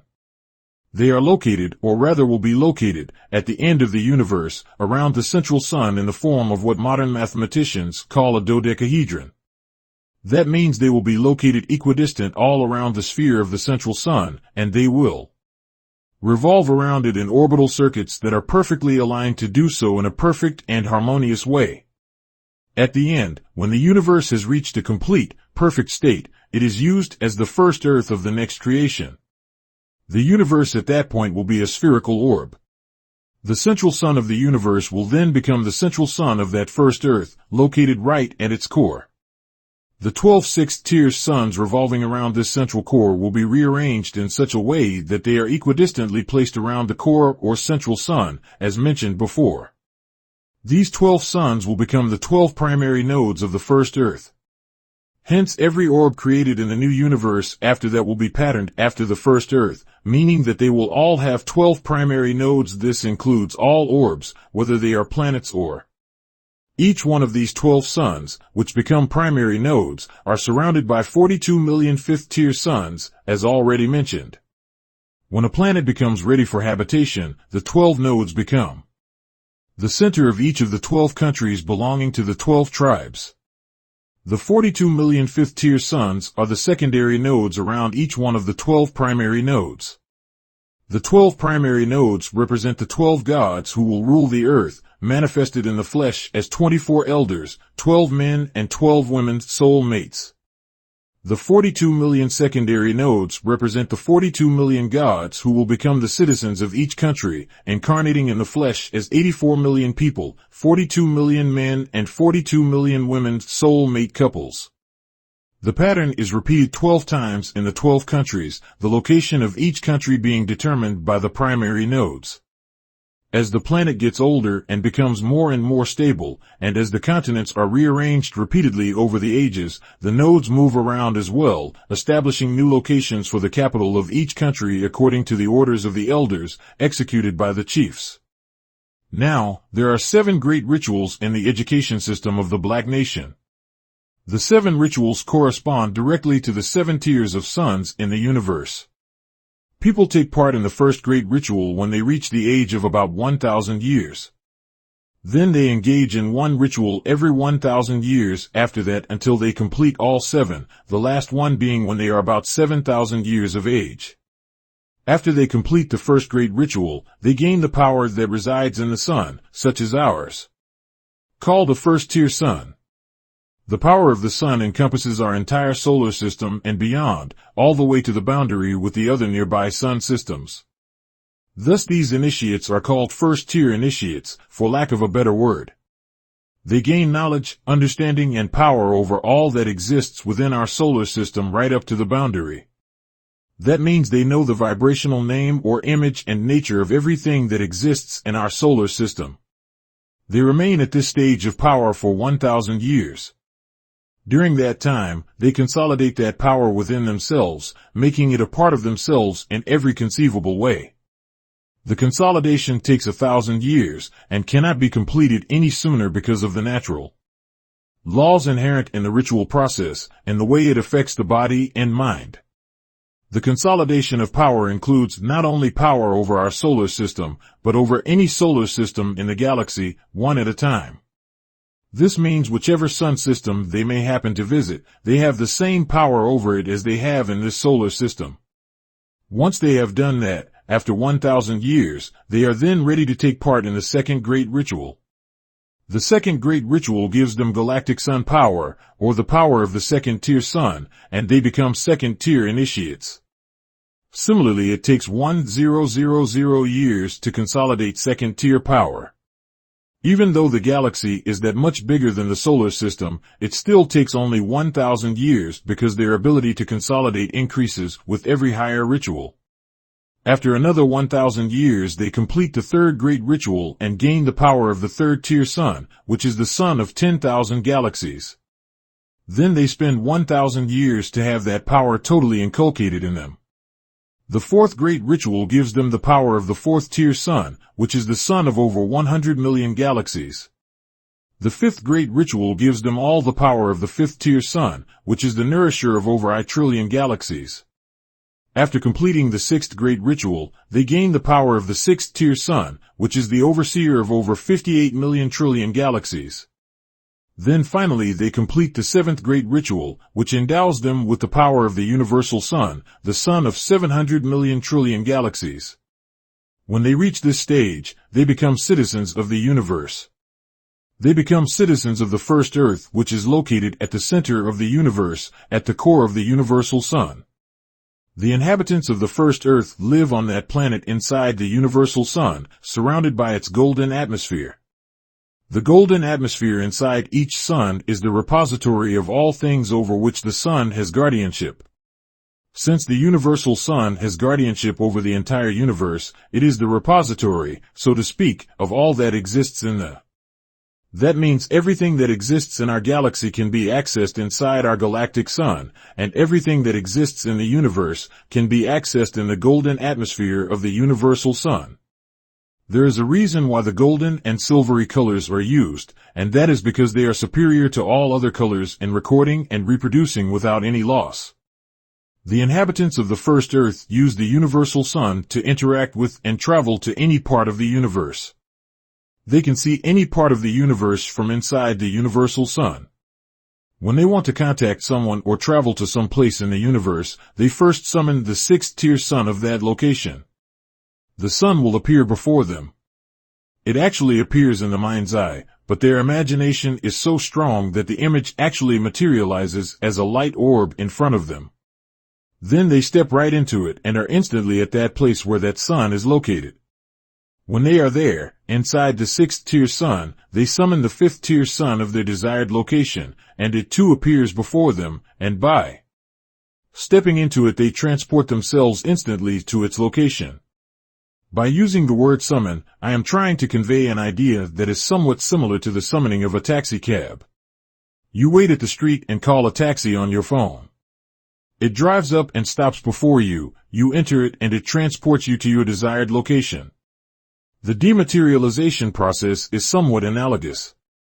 They start by standing at the designated location inside the sixth-tier sun. Then using the mind, they call the fifth-tier sun by its vibrational name, or visualizing it as it is, and it instantly appears before them as a golden or sometimes silvery light orb, about the size of twice the height of a person. Then they step right into it and find themselves instantly inside that fifth-tier sun, trillions of light years away, wherever that sun is actually located. Then they repeat the process and move many more light years to the fourth-tier sun, then to the third and finally to the second, or the central sun of the galaxy they wish to visit. Once they are inside the galactic sun, they can summon any star in that galaxy, for example our sun. Then they find themselves inside our sun, and then have access to any planet or place in our solar system. To visit their host on Earth, they simply summon his location, which could be a room in his house, which will immediately appear before them, and they simply step into it and are instantly inside the actual room in the house of their host on Earth. So just like that, they can move from any part of the universe to anywhere else instantly. The distance makes no difference to how quick they get there. The step-by-step process I have described may give the impression that it actually takes a noticeable amount of time to move from sun to sun and eventually to the final location. In actual practice, it takes a fraction of a second, because what they actually do is summon all the destinations simultaneously in their minds, and thus they move through all of them at the speed of thought, which makes it appear as if they moved from point A to point D without stopping at B and C. They just move as fast as that is not so. Minds are able to simultaneously call on the various stopping places in between and finally find themselves at the final location. They only stop at the intermediate locations for longer if they have the need to do so. To travel back from the Earth, they use one of the many secondary nodal points that exist on Earth. As mentioned before, there are 42 million of them in every country, although not all of them are easily accessible. They act as portals between our Earth and other nearby planets, as well as to the Sun itself, which is the main portal for going to the center of the galaxy. These portals are actually located many miles inside the Earth. They fan outward in the form of a cone, all the way to many miles above the Earth. Hence they can be accessed just as easily above the Earth in space as they can on the surface of the Earth. When they are used by people, they are accesses on the surface, and when used by interplanetary spacecraft, they are accessed in space above the. The dematerialization of objects uses the same principle of summoning. To bring an object to themselves, they call its real name, which is the same as visualizing it as it really is, and it appears before their mind's eye. As soon as they release it, it materializes before them. Thus the great rituals grace them with the power to know every single thing in the universe, and to be able to summon it by its real name, which is its true image or vibration, and to enter its location if it's a place, or move it to themselves or to another place if it's a smaller object. Those are some of the powers inherent in the great rituals. There are many more, but it's not necessary to mention them. The ones mentioned are enough to give an idea of their glory. If there are millions of portals, how come we don't see people disappear in and out of them every day? The portals are always closed. To go through, one has to open it first. Can you open a portal? No, at the level of my training I am unable to opco a portal by myself. Can you open it with the help of someone? Yes, I am able to open it with my soulmate. Can you tell me where the portals are? There are thousands of them right here in California. Where exactly? There is one inside the house where I live here in California. That is how me and my wife travel to and from our village. Description of the ancients. G. Readings, brother. As promised, here is a short description of the ancients. I'm not going to go into too much detail for reasons that I already made clear to you. The ancients, compared to modern people, age like us until they reach the age of about 16 years, then they age about 1 year every 500 years, until they look about 28, then they completely stop aging. A young person of 16 years will remain looking like a 16-year-old until she reaches the age of about 500 years old. When they are between the ages of 500 and 1,000 years, they look like they are 17 years old. 1 to 1,500 look like 18 years old. 1,500 to 2,000 look like 19 years old. 2,000 to 2,500 look like 20 years old. 2,500 to 3,000 look like 21 years old. 3,000 to 3,500 look like 22 years old. 3,500 to 4,000 look like 23 years old. 4,000 to 4,500 look like 24 years old. 4.500 to 5,000 look like 25 years old. 5,000 to 5,500 look like 26 years old. 5,500 to 6,000 look like 27 years old. 6,000 to 7,000 look like they are 28 years old, and remain that way forever. Their skin is so smooth it looks like they have no president. They actually do have pores, but they are very small, so much so that at first glance you will think they don't have them. The skin is very deep black, and texture it reminds me of the toner in a laser printer. But they do have different hues to their skin. The hues are not so easy to see the first time, but after a while you can see clearly that they have 7 basic hues, and other mixed hues that occur when they intermarry, as I will explain later. The hues of their blackness correspond to the 7 basic colors. They have a reddish black, an orangish black, a yellowish black, a greenish black, a blue black, an indigo black, and a violet black hue. These hues are not according to tribe, as one might think at first glance. They are found in all the tribes. Most of the time people of the same hue will marry one another, regardless of which tribe they belong to. But occasionally it does happen that soulmates can be of a different hue. When this happens, it results in children that have what can be clearly seen, upon close inspection, as a mixed hue of black, meaning they could be a mix of, say, reddish black and greenish black, giving them a hue somewhat between the two. Such occurrences are very few in number. The vast majority of soulmates are of the same hue of blackness, and the 7 basic hues are for the most part predominant throughout the entire nation. The eye is pitch black, all the same in all people. It is a black one that you as even stare deeper deep than into the skin blackness. Blackness of their eye, it is like looking into infinity. The small central part is even blacker than the rest of the eye. The surrounding part is pure white, making their eyes the most beautiful part of their body. They're perfect, even teeth are the same pure white color. Their hair is the most extraordinary thing about their physical appearance. It is black in youth, and remains so even in senior citizens. But I was told that it turns snow white with extreme old age, that is, when they get to be around 100,000 years old, as with the chiefs and the elders. The hair can be either curly or straight according to their will. I mean that literally. They are able to uncurl or curl their hair simply by their own will. When it is tightly curled, it is no more than about a 1/4 inch to a 1/2 inch long. But when fully uncurled, it becomes straight and will hang down a long way, past the shoulders. It is very fascinating, to put it mildly, when one sees their hair, looking very, very short and extremely tight curls, unwind until it is perfectly straight and reaches all the way to the waist in some women. As to why they sometimes have it in tight curls and other times hanging down straight, has to do with their activities that require the hair to be in one condition or the other.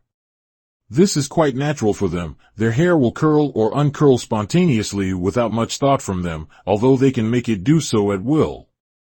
Now, 50,000 years ago when we left civilization and went into the forests of Africa, we lost our natural ability to control our hair like the ancients. The conditions we were living in forced our hair to remain in tight curls all the time. This was necessary because during that time we lived dangerously amid untamed animals that we no longer knew how to control with our minds. Added to that was the fact that we no longer engaged in rituals that would require our hair to hang loose and straight, so we never did straighten it from that time on. The hair strand acts somewhat like a long muscle. Although it is not a muscle, it reacts to an electrical impulse, as one can see when the arm hair is raised by static electricity, or when a person is afraid and the neck hair stands up straight. When it is forced to remain in one position for a long time, it will atrophy in that position just like a muscle will do. And so after many millennia, the hair of those people who lived in forests on the African continent became permanently curled in tight spirals. On other continents, it curled only slightly, such as can be seen among the Maori of Australia, who are the descendants of those who came from Lemuria. Others, especially on the American and Indian continents, experienced the exact opposite. They engaged in some rituals that only required their hair to remain in a straight position, and it stayed permanently straight. When the time came for Yahweh and the Elohim to make the light races, among the 60,000 volunteers who went to the island of Pelin, the majority were the descendants of people whose physical changes happened on the African continent, and thus the majority had curly African hair. About a third of them had either straight hair or loose curls, such as can be seen among the ancient Greeks. When the scientists bred the races, they wanted them to be as widely different as possible from the majority of black people on the island, who, as mentioned, had mostly African curly hair. They wanted the races to be different in both their skin and hair. So they selectively bred the light-skinned races not only according to skin color, but also according to hair texture. When the first race came out, they mostly came out with long loose curls. These are depicted quite accurately in the ancient Greek sculptures that can be seen even today. When the second race came out, they had succeeded in breeding out all the curliness out of the hair, and thus the last three races all came out with straight hair.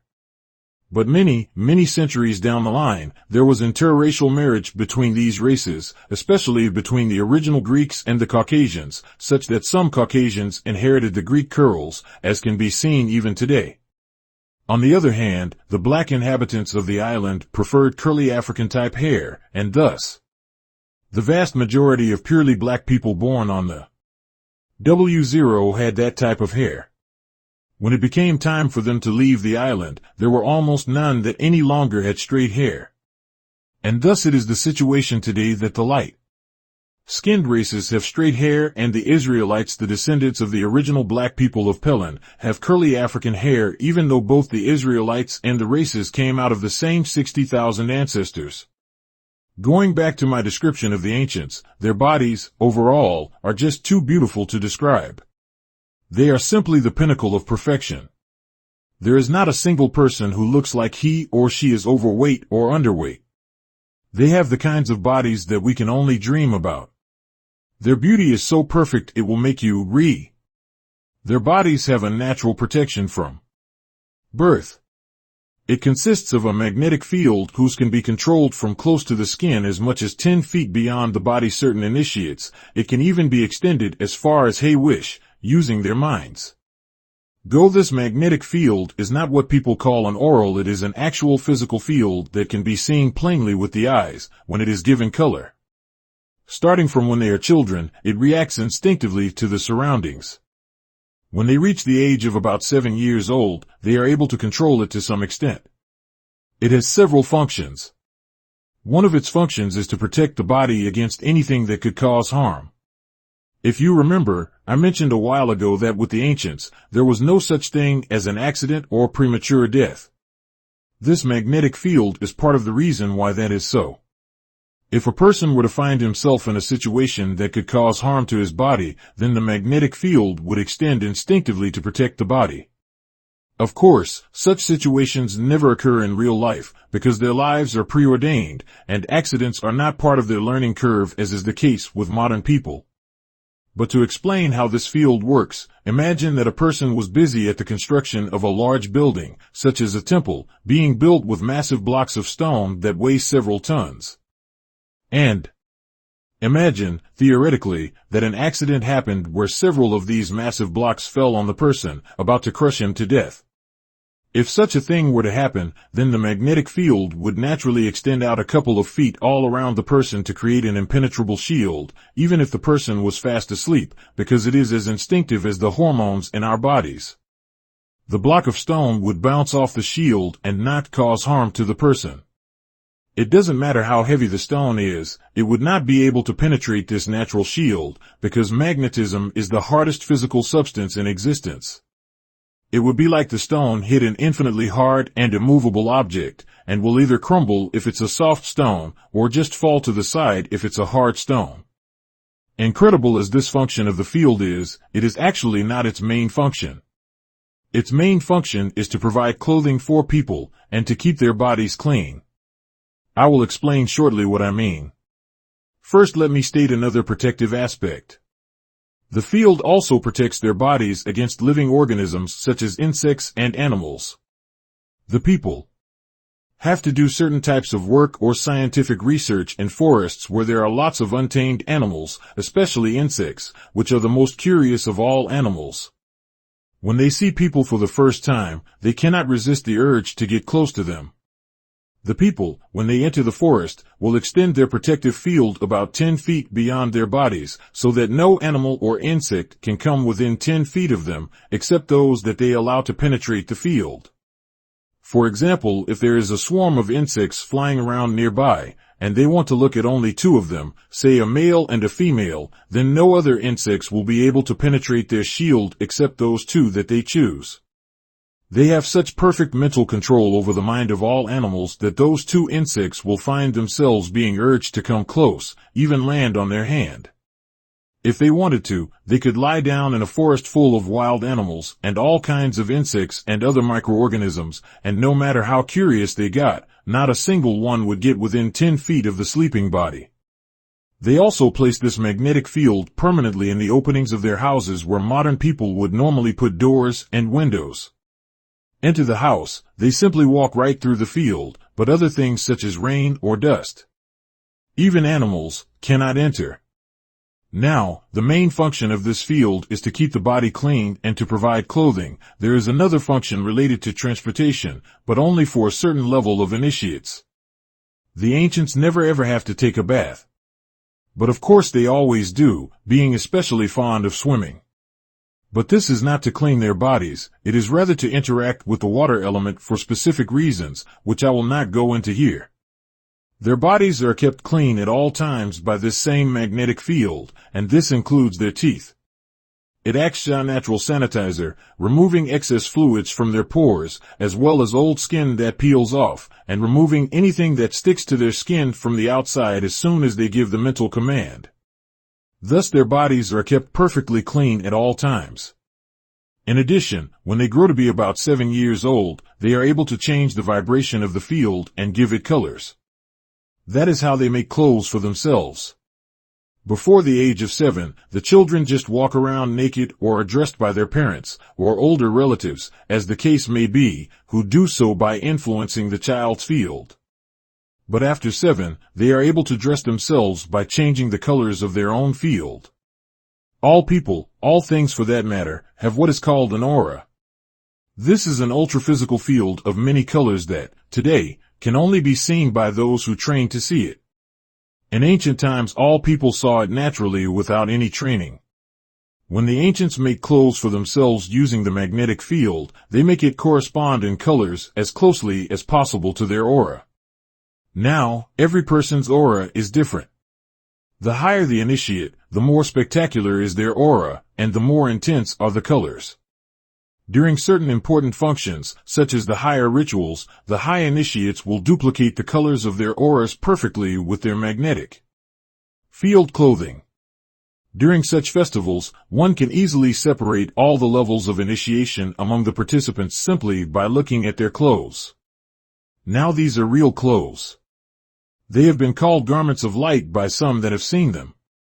They are intensely bright, and are what some in ancient literature have called raiments of light, as when John reported seeing Jesus with a white garment so bright that no fuller, bleaching, on earth could achieve that level of whiteness. The making of colorful clothes in this age, as can be seen in the beautiful colorful apparel of the ancient Egyptians, using actual cloth, is but a feeble attempt to mimic the natural clothes of light worn by the ancients. Watching them move, and watching the children play is quite something else. Imagine the elegance of a cheetah combined with the grace of a butterfly and the sure-footedness of a lion, and then multiply that 1,000 times. That will give you some approximation of their graceful movements. They have many, many games that they play, both adults and children. All their games are cooperative in nature. They never play games for the sake of competition. To the uninitiated eye, some of their games may indeed seem like games of competition, but that is never the case. For example, they have a game that is the equivalent of what we call a tug of war, played by adults. This is a mental game where two or more people will try to pull an object to themselves.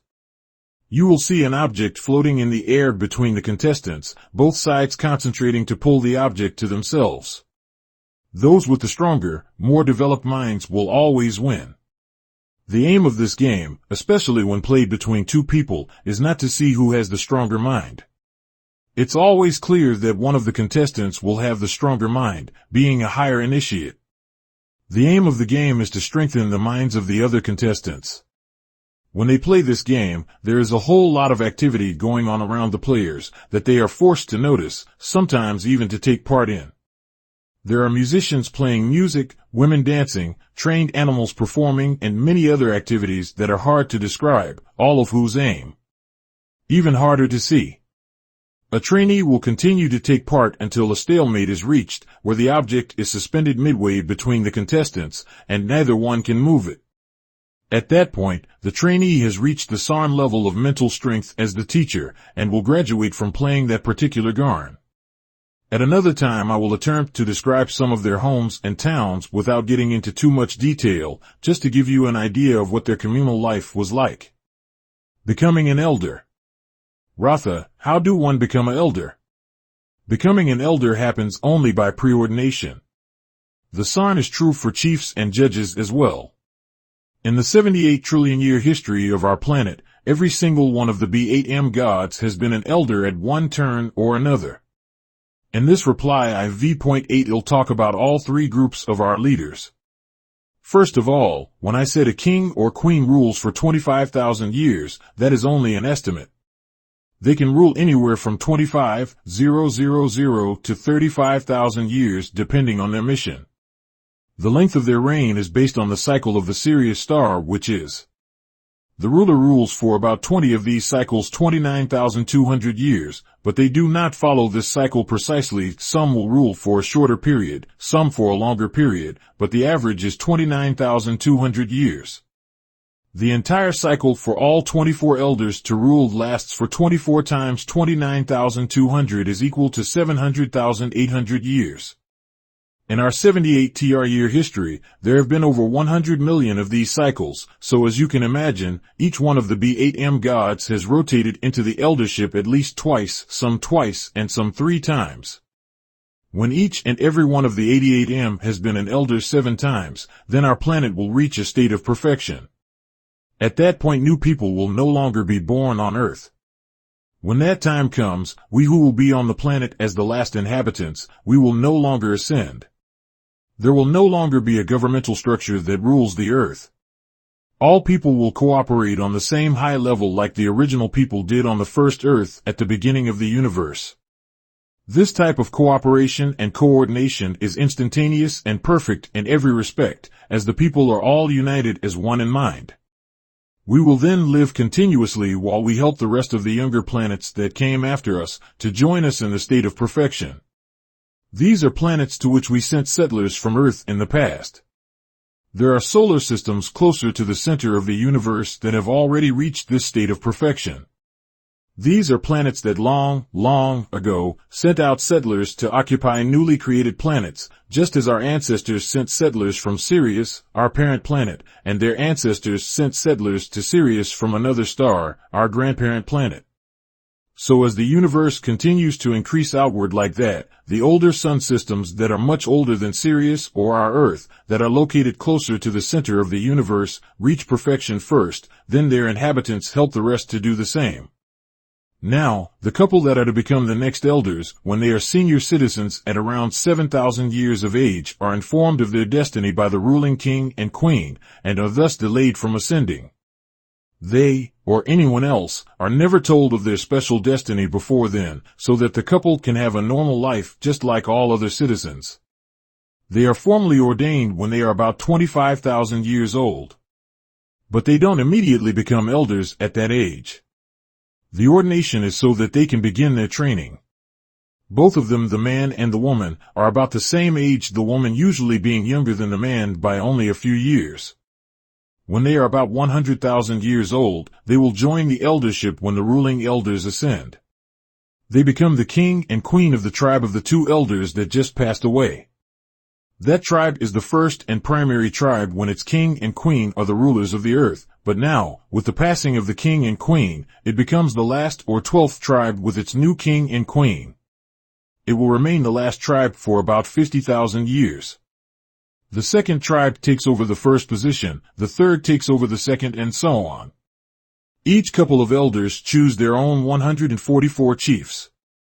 They choose 6 men and 6 women from each tribe.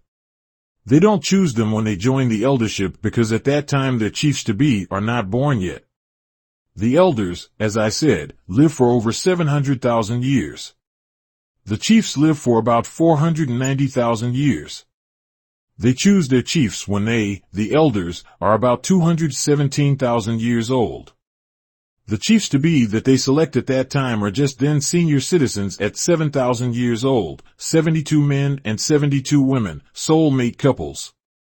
They were getting ready to ascend with the rest of their generation, who are 144 million in number, when the two elders approached them and informed them that it is not yet time for them to ascend to the ancestors' world.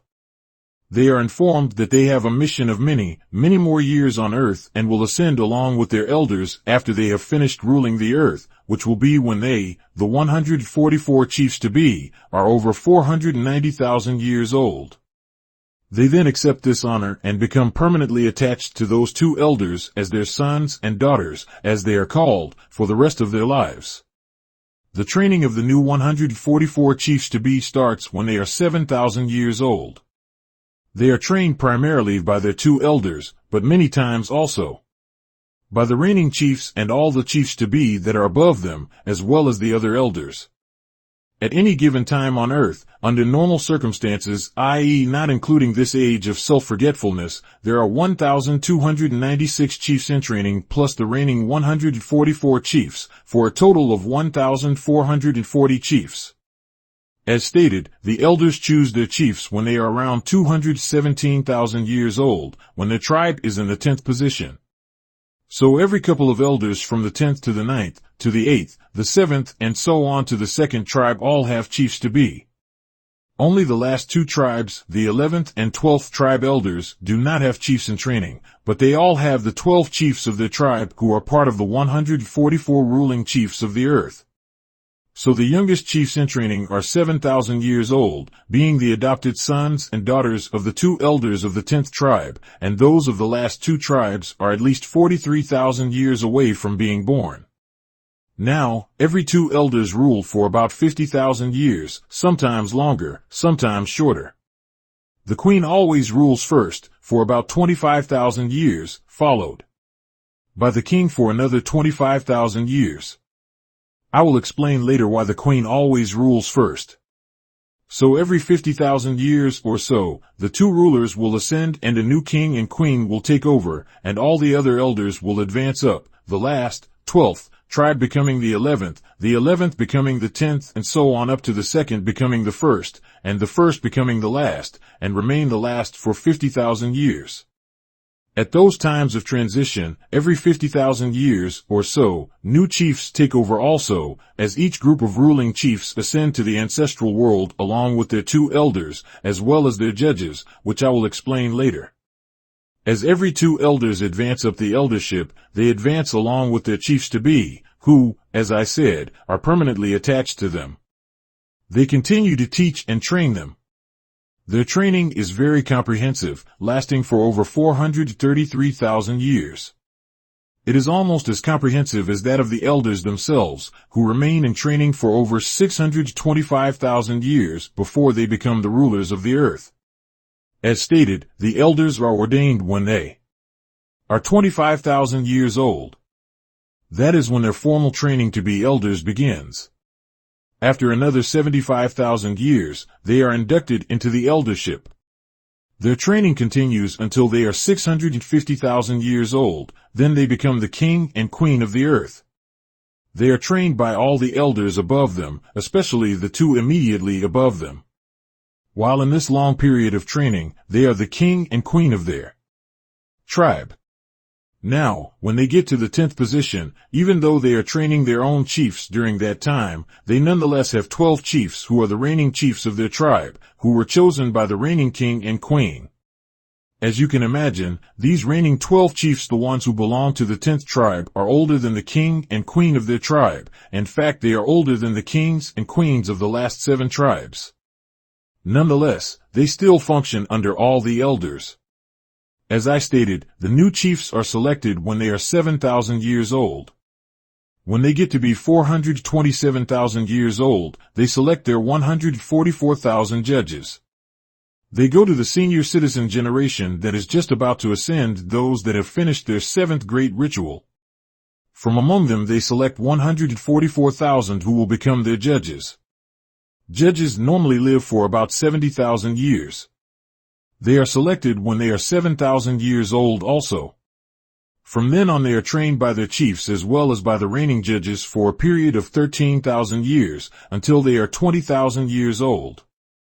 At that time the ruling king and queen ascend. A new king and queen take over, and so do a new group of 144 chiefs and their 144,000 judges. It is immediately after the ascension of the ruling king and queen that the new chiefs-to-be and judges-to-be are selected, and this happens once every 50,000 years or so. The reason the elders can only select their chiefs when they, the elders, are 217,000 years old, and the chiefs can only select their judges when they, the chiefs, are 427,000 years old, has to do with the lifespan of all 3 groups of leaders, the elders, chiefs, and judges. In any cycle, all living beings, including animals and plants, are allocated their lifespan. When a planet has reached a state of perfection, it is no longer influenced by cycles, and thus all people and animals no longer die or ascend. At the beginning of the universe there are no cycles yet, as there are no stars, and time does not exist, so the original people can live as long as they choose. They chose to live for 1 trillion years because that was all the time they needed to create the universe. After that, once the stars have appeared, cycles begin. At that point nature and astrological circumstances dictate the lifespan of all living things, including people, according to the laws set down by the original people. These laws hold true for a planet until that planet reaches perfection. The laws dictate the lifespan according to the purpose of each cycle. Before this cycle of self-forgetfulness that we are in, the majority of people had a lifespan of 7,000 years in all the cycles. Now and then, as dictated by natural law, a man and woman will be conceived in astrological conditions that dictate in the case of chiefs, a much longer lifespan of around 490,000 years. When this happens, the elders, being the only ones who know this, know that those too will become chiefs. Like all other living beings, their lifespan is dictated by the astrological circumstances of their conception, and they will live that long because back then there were no accidents or any other kind of premature deaths. Now, it's possible that they, or any other regular person for that matter, can extend their lives beyond their allocated lifespan, but such a thing was so rare that it happened only in situations where it had been planned beforehand by the elders as part of their purpose. So the normal way is that when such people incarnate, their lifespan will be according to their astrological conditions. Of course, when I say a lifespan of 490,000 years, this too is an average. In actuality, it could be as low as 480,000 or as high as 500,000 years, but not much more nor less than that. That being the case, and being that the elders live for about 700,000 years, it stands to reason that each pair of elders have to wait until they are about 210,000 years old before their chiefs-to-be are born, then wait another 7,000 years for them to complete all the 7 great rituals of the Black nation before they can be selected. Once selected, they will be permanently attached to those 2 elders and ascend with them when the elders are about 700,000 years old, and the chiefs about 490,000 years old. Similarly, the chiefs have to wait till they are about 420,000 years old before their judges-to-be are born. The judges have a lifespan of about 70,000 years, and then wait another 7,000 years for them to become senior citizens before they can be ordained. The king and queen will rule the earth for about 50,000 years from when they are 650,000 years old until they are 700,000 years old.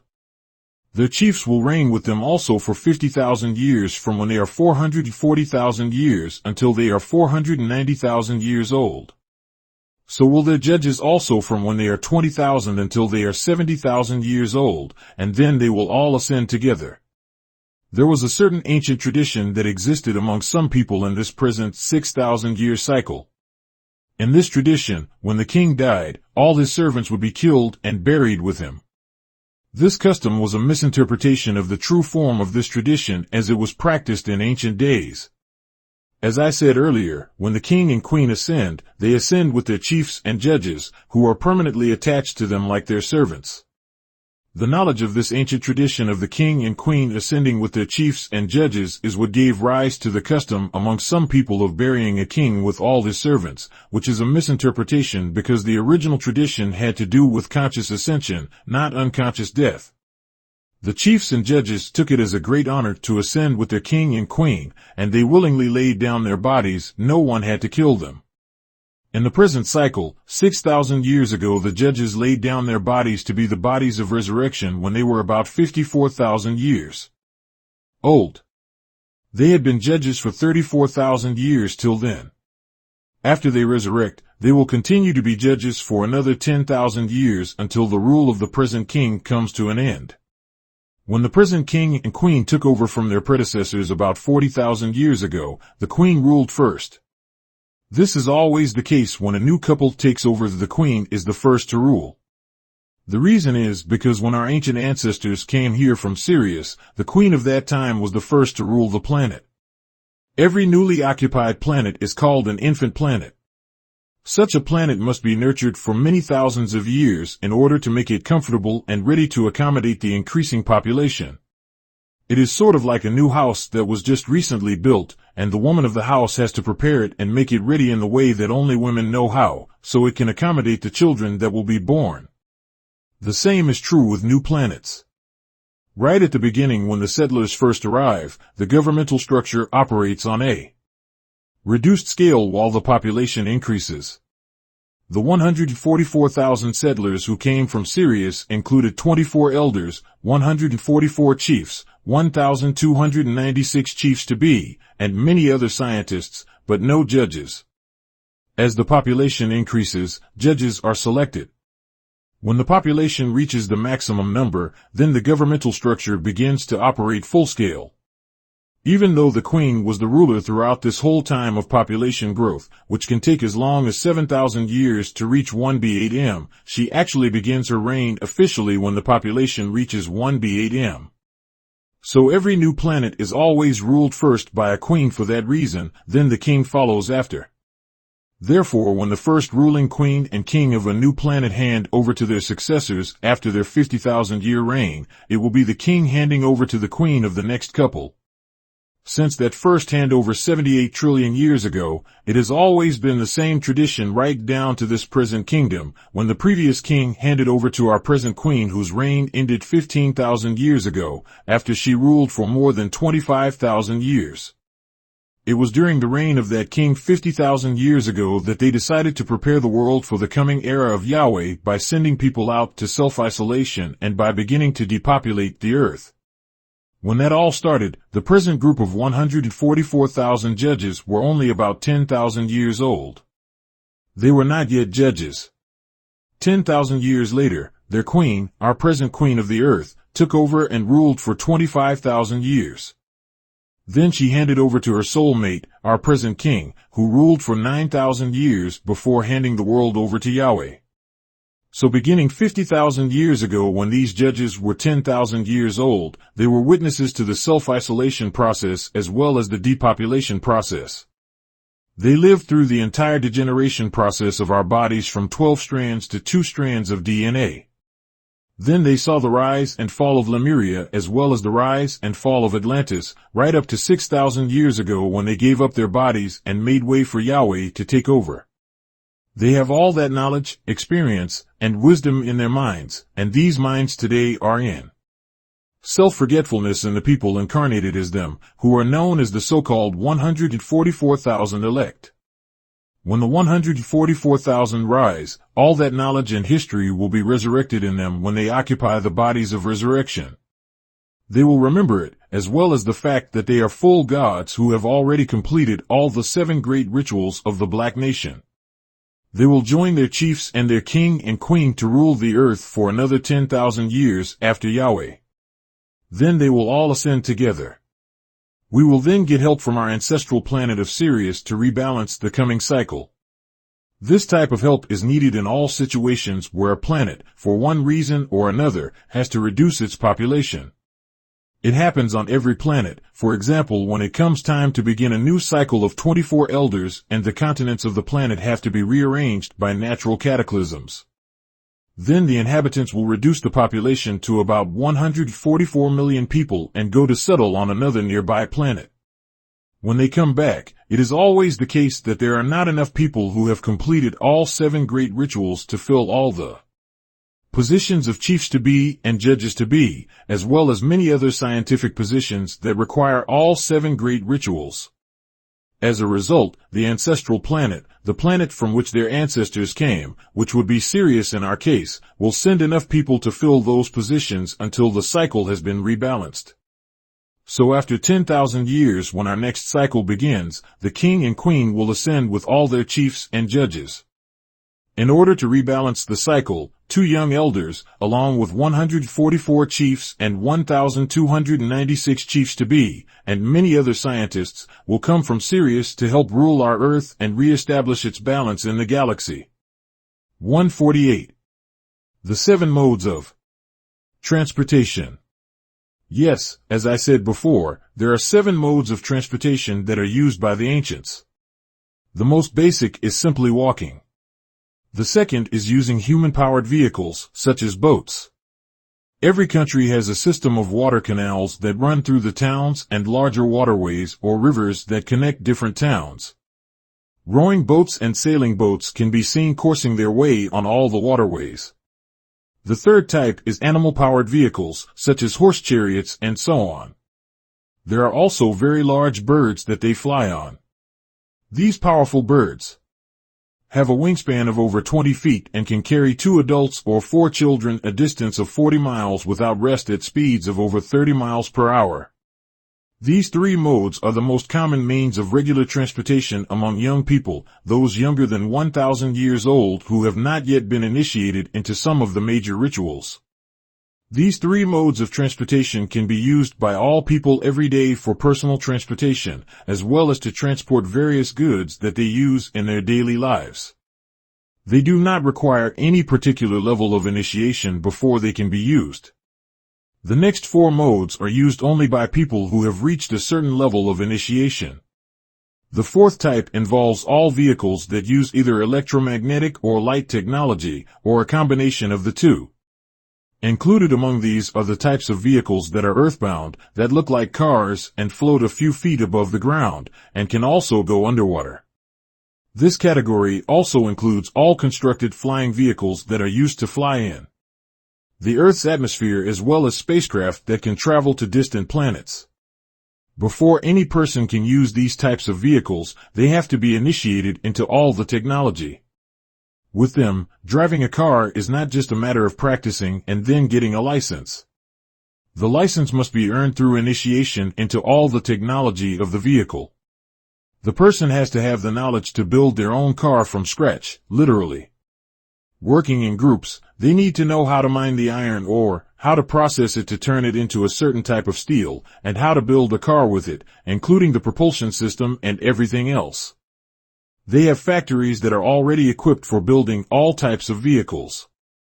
To use the factory, the person has to be initiated into all its technology and be able to operate the factory equipment from A to Z, starting with the mind and ending up with a finished, drivable vehicle.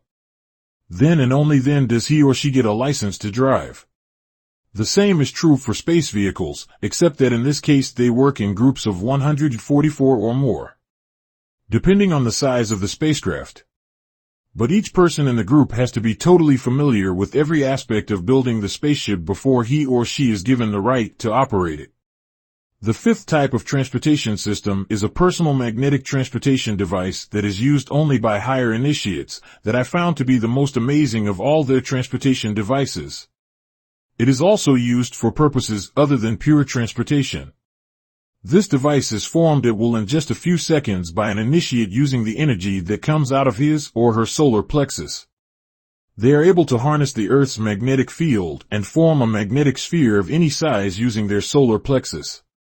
The most common size seen is about 14 feet tall and can look like a perfect sphere or an egg shape of any color. It completely surrounds them and they can make the magnetic field envelop every cell of their body. When they do this, it causes the body and everything enveloped by this field to become weightless and become part of the field inside. In other words, it neutralizes the magnetic field of every cell in the body until there is no longer any attraction between the body and the magnetic field of the Earth. This neutralizes the Earth's magnetic pull on the body, as well as the weight of the atmosphere above the body. These two downward forces are what modern people call gravity. Once the body and everything inside is enveloped like that and is weightless, they then are able to transport themselves by polarizing the magnetic sphere using only their minds, to make it either remain stationary or be directionally attracted or repelled by the stronger magnetic field of the Earth. Using this attraction and repulsion, they are able to move the sphere in any direction within the Earth's magnetic field at incredibly high speeds. When they travel long distances across the country or to other countries, they fly above the atmosphere and they reach speeds of over 100,000 miles per hour. That means traveling the equivalent of New York to Los Angeles in about 2 minutes. Every cell of their body is totally cushioned within this magnetic sphere, and they can travel silently through the atmosphere at high speed without feeling the effects of the wind. They can use this device on any planet, because all planets have a magnetic field, ocean, and even deep down into the Earth without having to dig a tunnel. They can enter into the heart of a volcano with it and not feel the slightest rise in temperature. It is by far the most common mode of transportation in and around the Earth among those who are initiated into it. They also make smaller ones that they can send remotely anywhere. They use them to see into remote places on Earth, under the Earth as well as underwater. All these spheres have the ability to magnify anything they come close to, right down to the molecular level. Thus they can penetrate a living body with them and enable themselves to see into the cellular or molecular structure of any living or non-living thing using the smallest of these spheres. The smallest one of these that I saw was about the size of a grain of sand, with a golden color to it. At first I could not see it in the room where a group of us were sitting. Then my host made it emit a moderately bright light that filled the whole room. Then I was able to locate it at the center of the light. As soon as I focused on it, he turned off the light it was emitting, and then I could clearly see the tiny golden sphere. It moved slowly towards me, and I instinctively held up my hand. It floated right up near my finger. My host said to me to focus on the wall of the room just a few feet in front of me. As I did, I saw an enlarged, perfect three-dimensional image of my finger in front of the wall, hanging in midair. It was the top part of my finger only, down to the first knuckle. The image grew larger as the tiny sphere moved closer and closer, until it disappeared right inside my finger. Now I could see the insides of my finger, the muscles, sinews, and veins surrounding the bone in perfect living color, about 10 times larger than life-size. The sphere caused a very small pleasant tingling sensation as it moved inside my hand, up my arm, and into my torso. At the same time I could see the insides of my body pictured perfectly in front of the wall. As My host then stopped the sphere in front of my heart.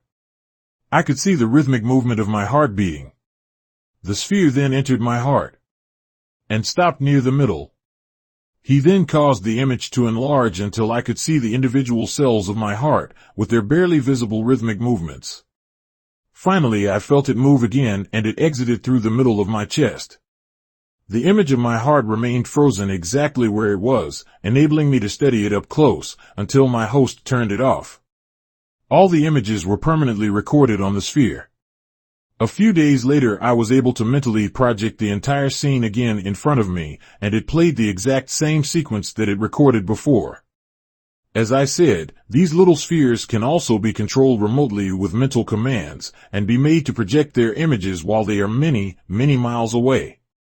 It is my understanding that each sphere can be controlled to move and record only by the person who made it. But the recordings on it can be replayed by anyone who knows the mental commands. As to the volume of images it can record, there seems to be no limit.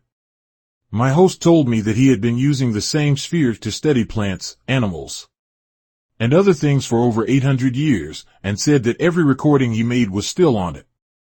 The students are divided into groups and each group studies only a particular section of the earth or certain species of plants and animals. Then all the members of the class, the entire generation, share their lessons with one another. There are millions and millions of different species of animals and plants, minerals, metals, and crystals, etc. to be studied. Each student cannot study it all by himself or herself, and that is why they share. The whole generation of 144 million students has to thoroughly know all these things by the time they get to experience the first great ritual at around 1,000 years of age. So they have less than 1,000 years to study all of it and have to divide the studies among the different groups to be able to complete it all. When the first great ritual occurs, they are able to join their minds and share all their lessons with each other. That way all of them are able to cover every single thing on Earth as well as on all the other planets and celestial bodies in our solar system. One of the purposes of the first great ritual is to cause them to know every single thing that exists in our solar system, and they cannot know it until they finish studying all of it with their electromagnetic light spheres. The spheres provide them not only with images, but they also transmit all the properties of the thing they record.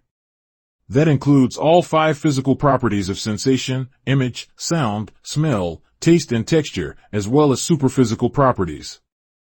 Now, when the sphere records and transmits a property such as texture in a 3-dimensional image, it is transmitted directly as electromagnetic properties, meaning the actual unique vibrational frequencies of the object.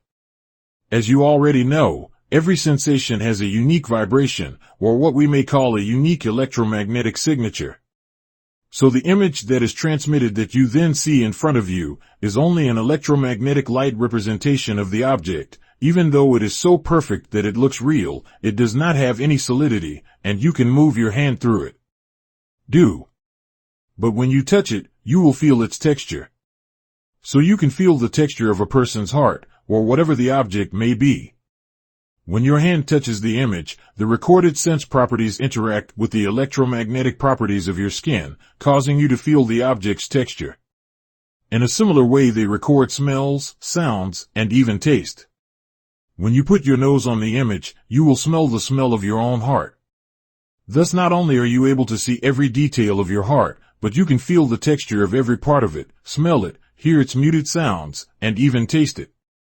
Since the only thing transmitted in the image is an electromagnetic signature and not the actual chemicals that make up the object, that means you can safely touch, smell, or taste the recorded image of any object, even those that are inedible and would otherwise make you sick. In the setting I was in, with only a small group of people, I was able to walk to the image to touch it. In normal circumstances, when they present their studies to large groups of people, they do not approach the object like I did. They use a certain type of crystal that they attach to their upper arm, around their bicep, using a bicep bracelet made of silver or gold. The crystal receives transmissions directly from the image and passes them to the person's electromagnetic biosphere, or what is called the aura. So all the people in the arena watching the presentation are able to touch or smell the image as well as get its superphysical properties that will simply by giving a mental command to their arm crystal. The people make their remote-controlled electromagnetic light spheres when they are about 80 to 90 years old, soon after finishing the ritual for the creation of life. Each person makes his or her tiny sphere only once and keeps it for about 1,000 years. They do not deteriorate, being made of magnetism, electricity, and light. They store it in a small indentation on another crystal that they attach to their upper or lower arm bracelet, or sometimes on a finger ring. Women usually attach it to a necklace, a head bracelet, or a wrist bracelet. Then during the next 900 years or so, until they reach 1,000 years of age, they use it as the main tool for all their biochemical studies, as well as the study of minerals, metals, and crystals on Earth and all over the solar system. They complete all of this physical study by the time they reach 1,000 years of age. Then they are ready to take part in the first great ritual. This ritual will help them to consolidate all of that knowledge and make it a part of their being.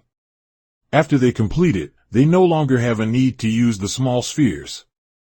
They are able from then on to use other, more advanced methods of study, which enable them to expand their studies beyond our solar system to encompass all the star systems in our galaxy. For young people, those under 1,000 years of age, the spheres are a popular way to communicate with others. They do have telepathic abilities starting at a very young age, but they are limited only to the exchange of thought conversations, without the ability to transmit sensations or images of their surroundings. So they use the spheres, which act somewhat like video telephones, except that they are three-dimensional and do not need a screen, and can also transmit sensations. When a person communicates with another, they all see his image and as much of the surroundings as the other person lets into the image, and also get all the sounds, smells, etc. using their arm crystal. But all these sensations are only recorded properties. In other words, when you touch the image of a person and feel their skin, you are only touching a recorded sensation. The person does not feel you touching them. They conference with one another in large groups in arenas that are specifically built for this purpose. There they set up communications with multiple groups all over the world. They share their studies on a monthly basis or more often if something important is discovered by one of the groups and needs to be shared immediately. The sixth mode of transportation is dematerialization, which is used by the higher initiates to travel to other places in the universe by dematerializing their bodies and rematerializing at their chosen destination. Then finally, their highest form of transportation is mental travel, where they leave their bodies behind and go to other regions of the universe and use the bodies of their twin souls, or even go to other universes where they are able to instantly make new bodies for themselves. Brother B, you told me when you go to the past, you can only observe but cannot change or influence the events because the past has already happened. So how can the host allow you to take a mirror into the craft? Is that not changing the events of the past? No, brother, not at all. Remember, I already told you that the first self knows all the details of your life, including his entire future, to the very end of the universe. He knows every single detail of all that will happen to you, and how you will react. That is part of the learning experience. There is an ideal path of experience that you can follow to gain knowledge and experience in any given lifetime. But no person ever follows the ideal path, simply because each one is a unique personality. So you color or modify that ideal path with your unique personality. But no matter how much you deviate from the ideal straight path, the first self is always there to guide you back onto the path, gently and lovingly, as you well know. At the same time, the first self also knows, given your personality, just how much you will deviate from the straight and narrow, so to speak. He knows your personality, your soul, better than you know it yourself. Now that means my first self knew that I would do such a foolish thing as to take a mirror with me. He knew this thousands of years ago, before the personality that I am was even conceived. It is literally true that God knows the end from the beginning, and every point in between. So thousands of years ago, when my first self was incarnated as that host, one day he simply smiled and took a mirror into the magnetic vehicle. to find out if he could see his face. The host at that time was most likely not totally aware why he would do something that foolish, but felt a calling from his first self to do it, you see. And so he just smiled and did it. His friends probably knew this was something being orchestrated by his first self. They know from experience when someone does something out of the ordinary that the first self is inspiring the person to do it. So thousands of years later, meaning now when the first self is incarnated as me and sent me to the past, I behaved exactly as my personality dictated I would, which was to take a mirror inside the craft. When the host heard this thought, he just smiled, and in his mind came the answer, "Go ahead," directed to Met thousands of years later. The communication was really between my mind and the mind of the first self and is not affected by time or space, but the actions themselves are fixed in the past and do not change. Mind communication goes on all the time between the person and her first self. Some of it is you asking questions and the first self answering, and some of it is your future selves that you will be hosting thousands, even millions of years after you have ascended, coming to the past and asking those questions, and receiving answers from the same first self. Have you ever found yourself explaining things to yourself in your mind, things that you already know very well? When that happens, usually it's because you are being inspired by your first self to do so. Long after you have ascended, your spiritual descendant will possibly come through De Toro into your mind and be hosted by you. He will ask questions, and those things you are explaining to yourself today will be the answers he gets at that time. Can you now see how the entire event was orchestrated by one who knows the future in every detail? He caused the host to behave in a way that would allow me, using his body, to take a mirror into the vehicle, knowing this was exactly what I would wish to do thousands of years before I was even conceived. Is this clear? Yes, I think I get it.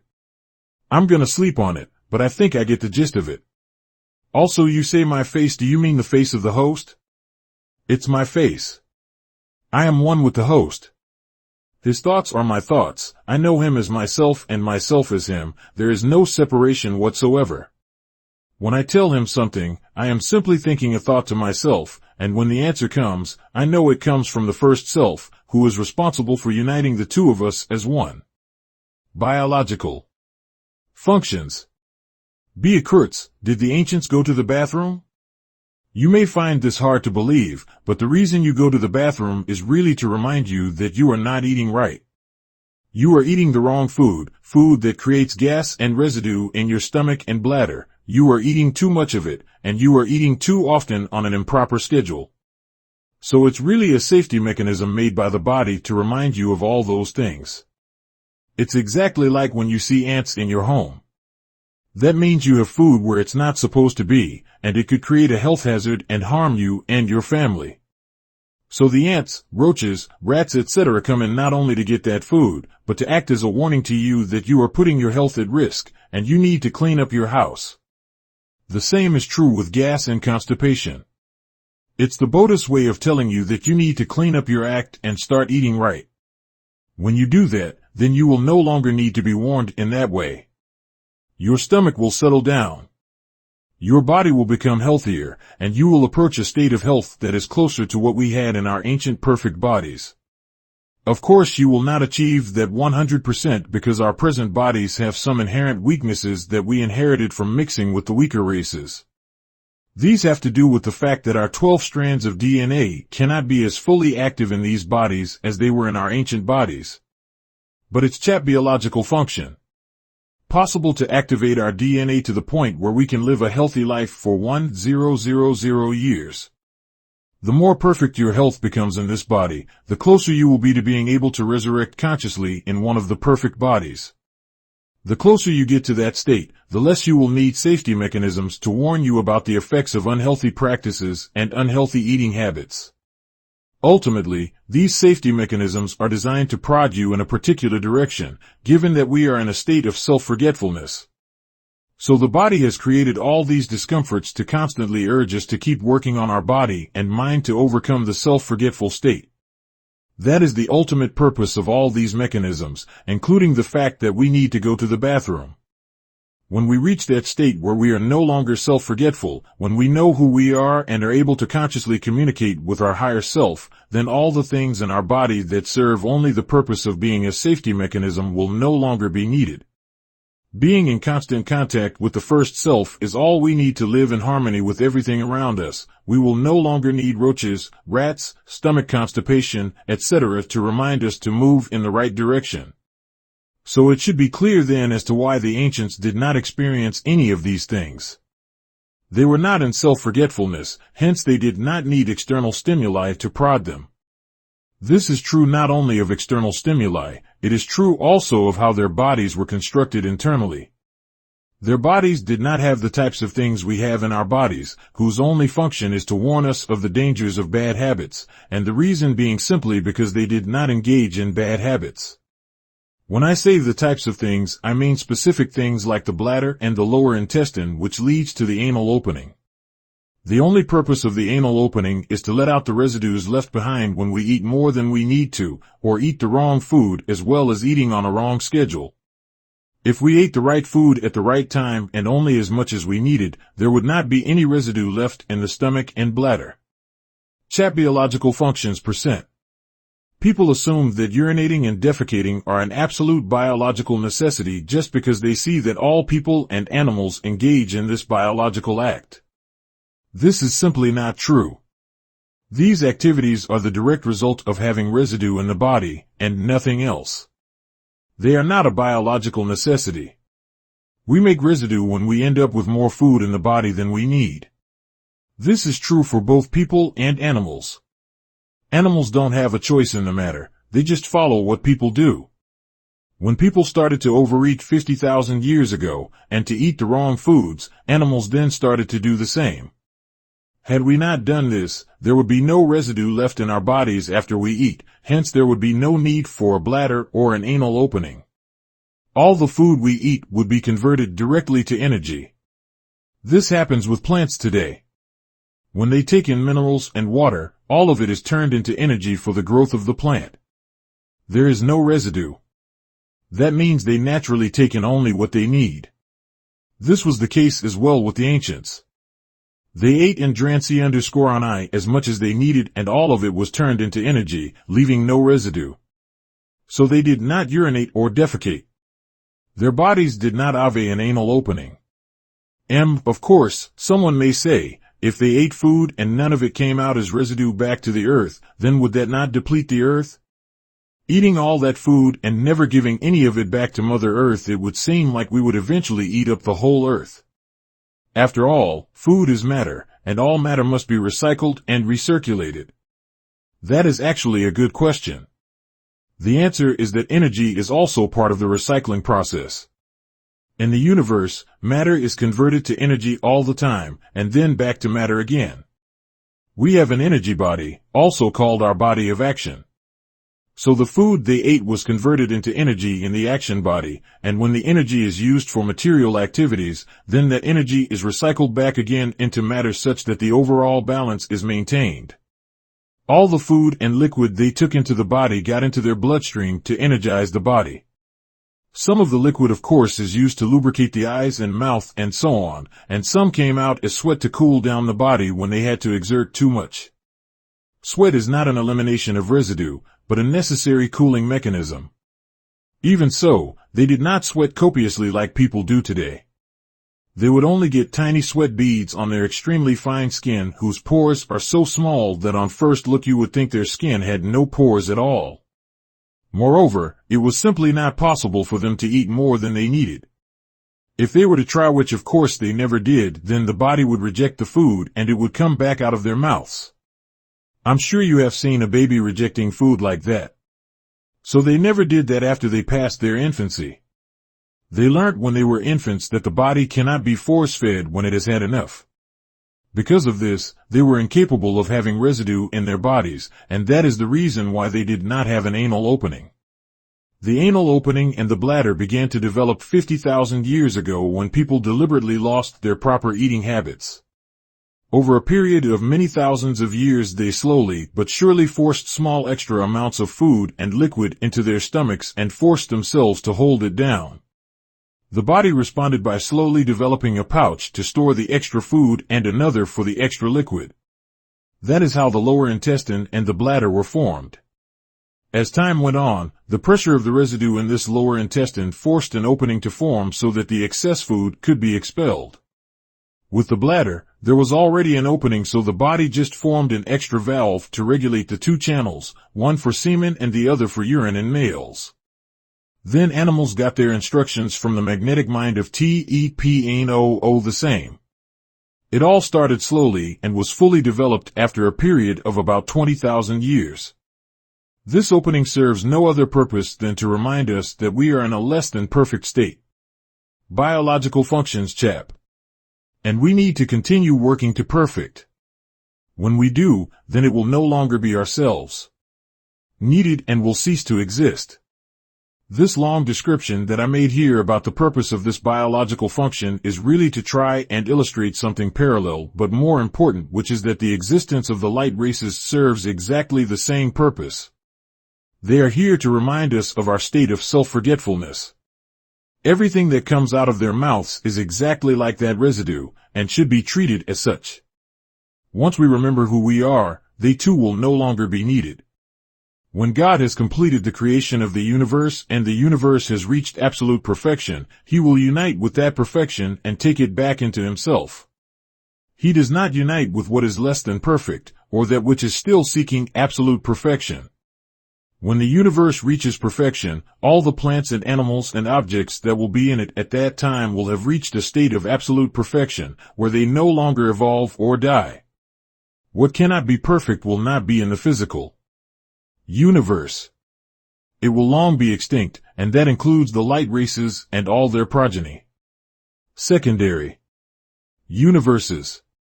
Brother Blackroots, I have a couple of questions. What happened to the past universe we came from? After it fills its mandate and comes to an end, does it just disintegrate? I'm really fascinated by the idea you put forth of a universe existing within the first Earth.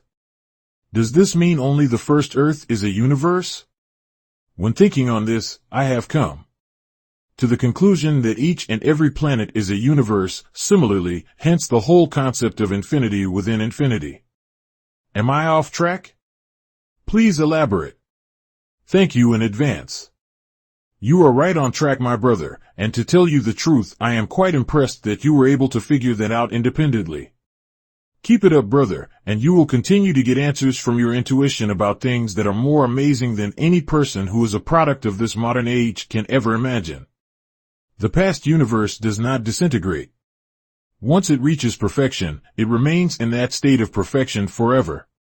All its energies have reached a state of perfect balance and harmony. All the planets have their axes reach a vertical position. They no longer wobble on their axes to make seasons, so they are all in an eternal spring like the first age. All the living creatures and plants in it no longer evolve or die. They have reached the top of their evolutionary ladder and continue to exist forever in a state of perfection. So these universes are still there, but they are not permanently occupied by people. They are occupied only by non-human creatures that the gods created to live in them. New people only go there to study them and gain knowledge about the past.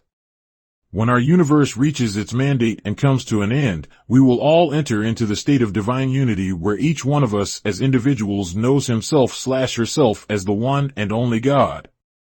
We will comprehend all the universes of the past since the beginning that has no beginning. We, the new personalities who have never existed before, will encompass them all in that timeless moment and absorb all that they are into ourselves and use it as wisdom when we create the next universe. So you see, each new universe encompasses and includes all the wisdom gained from all past universes and their infinitude. As to your second question about infinity within infinity, it's like this. The universe we live in at present can be called a primary universe, for lack of a better word. A primary universe is one that is created immediately after another primary universe has fulfilled its purpose and has come to an end, and has become the first Earth of the new universe. That old universe is called the past universe, or the universe that existed immediately before our universe. It too was a primary universe. There are other universes that are not primary, but may be called secondary universes. A secondary universe is a universe that is created from the atoms of the planets of the primary universe. These atoms are located on what may be called the second level, third level, fourth level of atomic structure, and so on back to infinity. Secondary universes are created within the solar system planets that were formed around the first Earth by the condensation of God's mind. As a matter of fact, that is part of the reason why God condenses new solar systems out of her mind, precisely so that there will be trillions upon trillions of new planets that will become secondary universes on these multiple levels below. So how are these secondary universes created? First of all, they are created by the people that inhabit the new solar systems of the primary universe, such as our ancestors when they came here from Sirius. The inhabitants of the first Earth do create secondary universes also. They create them within other planets that are part of their solar system. Soon after the settlers occupy a new solar system, after about 7,000 years when they have settled down on their new Earth and made it a comfortable home, a group of 144,000 will get together and formulate a plan for the creation of a secondary universe out of the atoms of their own planet and other planets in their solar system.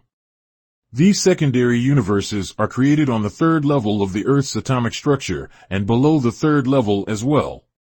They go to the second level, the level just below us, and choose a suitable planet. Then descend into the second level of that planet, which would be the third level from the point of view of our Earth. The secondary universes are created only by senior citizens who have completed all 7 great rituals of the Black Nation and have become full gods. They engage in this creation as their last project before they ascend. They form a group of 144,000 people to take part in this creative endeavor. As I noted earlier, these universes are not primary universes. They have a different purpose than that of a primary universe, and thus do not require the participation of all 1B8M gods. Since the planets of those third-level universes are themselves made of atoms, and those atoms as well are made of atoms, there is no end to the number of levels within a single planet. The creators are able to descend further and further into the atomic structure of the planet and find more universes within, such that every generation of senior citizens is able to locate a level where they can engage in these creations. The first inhabitants of our Earth, the 144,000 that came from Sirius, created the very first secondary universe to ever be created within our Earth. They created it on the third level of atomic structure of our planet. Then after our Earth's population had increased, another group of 144,000 descended also, and they created another secondary universe, and then later a third group did the same, and so on and so on. It has been going on now for 78 trillion years, and our ancestors have reached many levels below our Earth's atomic structure. The levels that exist within the Earth's atomic structure are beyond the numbers of modern mathematics. The movement of the planets within the Earth's atoms are of the order of 7,000 trillion years per second. In other words, when 1 second has passed on Earth, over 7,000 trillion years have passed on the second level, the level just below us. On the level below that, i.e. 2 levels below us, the planets orbit around their sun in the order of 7,000 TR x 7,000 TR years per second, or 49 million trillion years in 1 second of Earth time. Of course, this does not mean the planets hurtle around their sun at unimaginable speeds. They revolve around their sun just like our Earth revolves around our sun, so when you are on that level, the planetary movement appears just like normal. But if you could see them from Earth, you would see them going around 49 mil TR times in 1 second. That incredibly large time differential is precisely the reason why the gods create secondary universes on the third level and below, and not on the second.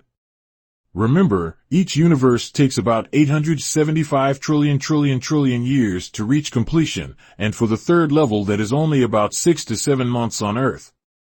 On the second level the time would be way too long, way beyond the 7,000-year lifespan of the creators. What is to us the second level will become the third level for the people of the next universe, and they will create there. Thus they are able to create a brand new universe on the third level and see it reach completion in its allotted time of 875 trillion years, which is how long it takes for it to reach perfect harmony of all its universal energies. And during all those trillions of years, only 7 months pass here on Earth. When they decide to create a secondary universe, they cooperate in a group of 144,000, as I said, 72,000 men and 72,000 women, or 72,000 soul-mate couples.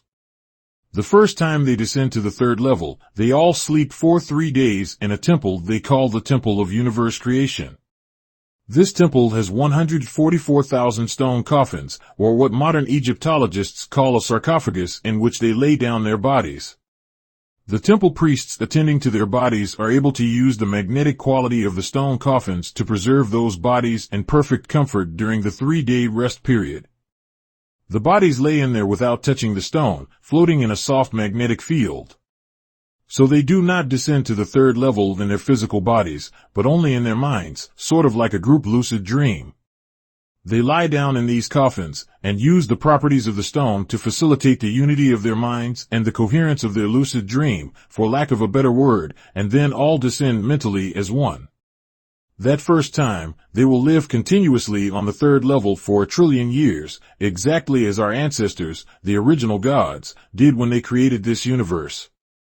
But when that entire 1 trillion years has passed on the third level, only a fraction of a microsecond has passed on Earth. Nonetheless, they have to sleep for the entire 3 days in order for their bodies, especially their brains, to acclimate to their minds upon their return, because the mind comes back with 1 trillion years worth of new information, experiences, and wisdom, and all that has to be harmonized in their bodies. If they wake up too soon and it's not properly harmonized, there is the possibility that some of that knowledge would be lost in the brain's memory circuits. This harmonization is done using special rituals that are performed by the temple priests who attend to their bodies while they are gone, so to speak. The English language here is beginning to lack quite a bit, making it difficult to convey these concepts. When they get there, they live in new bodies that they create instantly upon arrival on the central planet of that universe, which they use as their first Earth, or headquarters. Then they organize the sun systems of that universe until they attain a setup that is in accordance with their plan. Unlike with the creation of a primary universe, they do not create new sun systems by condensation of the mind. All the sun systems of that universe already exist. So they rearrange them according to plan, and this takes approximately 1 trillion years, during which they live continuously. Secondary universes. They also create perfect plants and animals on that central Earth, exactly as is done during the creation of a primary universe. Then, at the end of the 1 trillion years, they create new beings to populate their universe, then they return to Earth. The beings that they create in these secondary universes are not what would be called human. They are not animals either, but are somewhat midway between human and animal. They are much more intelligent than the highest animals. In fact, they are created right from the beginning, having maximum intelligence. That means they are able to take custodianship of their universe from their makers and run that universe with 100% efficiency, as if they are an integral part of nature. That is actually what they are. They are elements of nature in semi-human form, with the full capacity of nature's intelligence. These universes are created fundamentally for the purpose of being the gardens of the ancestors, where they cultivate their original ideas and bring them into physical manifestation. They are also created for the purpose of being studied by future generations. These perfect intelligent creatures in these universes are created primarily for the purpose of transforming those universes to please their creators. The transformations they come up with are totally original, coming from their own native intelligence, but are colored by the intentions of their creators, so to speak. Thus, when they make these improvements, not only are such modifications pleasing to all who visit, but are at the same time a pleasant surprise even to their very creators. These creatures do not have a creative component within them, i.e., they are not able to come up with new creations. They can only improve what has been given to them, and the improvements they can make are without limit. Also, they are not able to reproduce themselves. Their numbers can only be increased by their creators, and this does happen when the creators decide that more of the beings are needed. Once they are created, they never die. They live forever, being sustained by certain pure energies of their universe. At the end of the trillion years, when the creators have finished with their universal setup, the universe at that point will continue automatically, following the natural laws established by the creators. After the creators leave, the creatures then take over as permanent custodians of the universe and proceed to modify and improve it in line with the natural laws. These creatures also have a very powerful mental ability to preserve the different stages that the universe goes through as it changes. In other words, they are able to preserve a copy of the universe exactly as it was in the beginning, and at every stage after that when modifications were made. They use their mental powers to turn these preserved stages into what may be called museums, for lack of a better word. When visitors arrive in their universe, they are able to present these museum stages to them in sequence, showing where they started and all the modifications they have made. Not only that, but by this same power, they are able to project into the future for many billions of years to reveal what their next improvements will look like. So even those people who visit such a universe closer to its beginning point are able to see what it will look like at different stages in the future. These museum stages are not just a projection though. They actually are able to recreate any part of their universe as it was back in time. Thus people who visit there will spend long periods in a past stage of the universe that they like, or go through all the stages from the beginning, observing all the major changes that have taken place, right down to the present, as well as project into the future to see upcoming changes. As I said, only senior citizens who have completed all 7 great rituals are able to create these secondary universes. But all other people are able to visit these universes as tourists, so to speak. As soon as the creators return from the 3rd level, there is a rush by all the younger citizens to descend and see what has been newly created.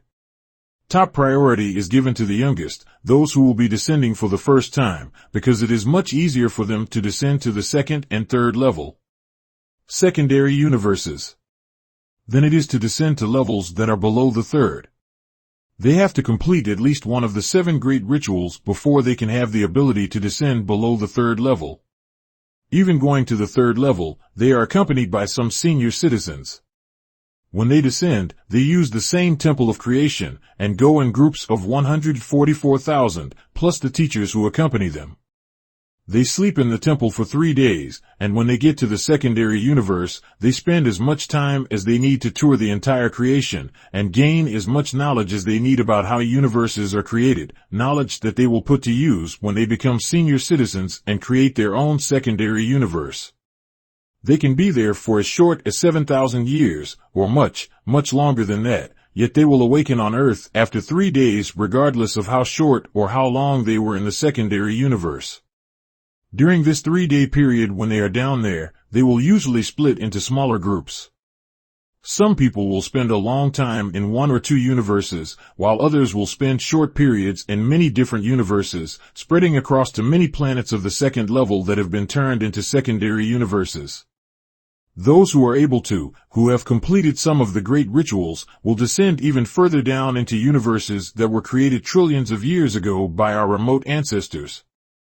When our primary universe comes to an end, all the knowledge and wisdom gained from all the endless secondary universes will become part of the plan for creating the next universe, just as our universe was created by incorporating the wisdom gained from all the secondary and primary universes of the past. More on the Big Bang. Modern scientists claim that the universe is expanding from the Big Bang. They look through their telescopes and use other modern methods to deduce that the galaxies are moving away from the Earth and from each other. From these deductions they come to the conclusion that the universe must be expanding as a result of their Big Bang, which says that the universe started as an explosion and all celestial bodies continue to move outward in all directions because of that explosion. This is an erroneous interpretation of scientific data. Their perception is correct that the galaxies are moving away from the Earth and from each other, but to use that information to jump to the conclusion that the universe must be expanding is an error.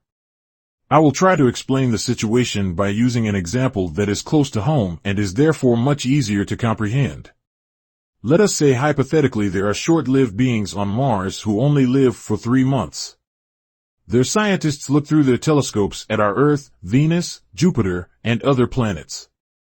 Let us say the first time they look, the Earth happens to be moving away from Mars, as it actually does periodically. And let us assume also that at the same period, Venus and Jupiter are also moving away from Mars, as they also do periodically. Now, because these scientists are very short-lived, having a lifespan of only 3 months, during their observations they will see the Earth moving away from Mars for the entire duration of their lifespan, because the Earth will move around the Sun away from them for about 3 months, then turn and move in another direction for another 3 months, and so on until it completes a full revolution in 1 year. But because these scientists only live for 3 months, they will not be able to see the Earth coming around and moving back closer to Mars. They can only see it moving away in their lifetime. And so if they are like modern Earth scientists, they will come to the conclusion that our solar system is expanding because the planets are moving away from each other. To see the situation as it really is, using only their telescopes, they would have to wait many lifetimes until other scientists collect more data, and see the Earth coming around and back toward Mars, and then move away again, then come back again, etc., as it revolves round and round the Sun. Then they would come to the correct conclusion that the solar system is not expanding, but rather the planets move around the Sun, sometimes going away from Mars, and other times approaching Mars. That is precisely the situation with all the galaxies. The only problem is that the revolutionary circuits of galaxies are so large that it would take millions of years for Earth scientists to collect all the necessary data using their modern methods. At the present time, no matter how long they make their observations, they will only see the galaxies that they are watching, moving away. They will not see them make a turn and come around and start moving towards our galaxy.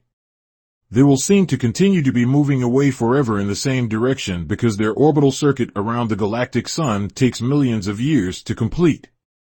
The modern methods of astronomical observation are extremely inadequate for observing celestial bodies whose periods of revolution are millions or billions of years long. This in itself would not necessarily lead to all these erroneous conclusions.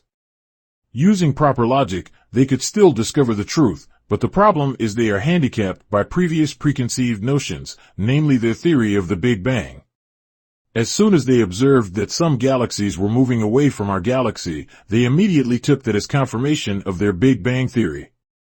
According to this theory, the universe must indeed expand because it started as a localized explosion, and the nature of an explosion is to expand outward in all directions. Because of this false theory, they are logically handicapped. It prevents them from using logic to see that galaxies behave exactly like planets in a solar system. They revolve back and forth around their galactic suns, those in one galactic group moving away from those in another group for millions of years, then moving towards each other for millions more. More on consciousness. All things exist as vibration in the mind of God. We say that consciousness itself, or the mind, is vibration. The consciousness of God is one vibration, and from this comes the infinitude of vibrations, or frequencies, that make up all of existence. This includes space. It too is vibrations, or distinct frequencies within the mind. Therefore, space does not exist separately somewhere, it exists only in the mind, as do all things. They only go out. They're in space when we project them and perceive them. This leads, of course, to the obvious question: if all things exist only in the mind as vibrations, or what we call thoughts, then where are they when the mind is not thinking of them, or not projecting them? The answer is just as obvious, although it may be hard to accept. The fact of the matter is that things exist only when we perceive them. When we don't perceive them, they simply cease to exist in space. If I happen to be in my town interacting with people and perceiving the usual things that exist in that space, that is all that exists for me. Everything else, the entire universe that is not within my perception, ceases to exist.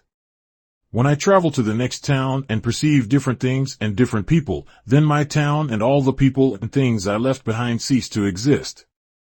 At that moment, my entire universe is made up of only that which is within my perception. Now, the beauty of it is that even though my town has ceased to exist, its timeline, so to speak, continues in my mind, as do the timelines of all other things, i.e., everything that is not currently in my perception. By that I mean things will continue to age accordingly, as if they still exist in space. So when I return to my town, say 10 years later, it will come back to existence as soon as it comes back into my perception, and it will be in its proper time slot. The people will have aged by 10 years. Some buildings will be gone, replaced by new ones maybe. Trees and other plants will be gone or be different. Some people will have died and others will have been born, etc. So as soon as I bring it back into existence by perceiving it, it will automatically fall into the proper time slot, which is naturally and effortlessly calculated by my mind. And that is because even though it had ceased to exist in space, it continued to exist in my mind. My mind is then able to age everything properly and make the changes that I now see, because the mind, being one, knows the beginning, middle, and end of all things. It is able to allocate to all things their proper time slots and places in space even when the person, does not perceive those things. This allocation results in a sense of continuity. It is this sense of continuity that gives the impression that things continue to exist even when I did not perceive them. But such is not the case. They simply do not exist when I don't perceive them. The entirety of existence consists only of that which is within my perception at any given moment. Nothing else exists outside of that. Someone of course could say, well, when you left the town, other people remained there, not to mention all the animals etc. that are also able to perceive, and since they continue to perceive the town, then it continued to exist in space, just like it did when you perceived it. The hard truth is that it really does not matter what anyone else perceives. As long as it is not within your perception, it does not exist. If you do not see those people perceiving the town, how do you know that they are perceiving it? You do not know this for a fact. You only surmise that they must be there and must be perceiving, but you do not see that as an actuality. Think of it like this.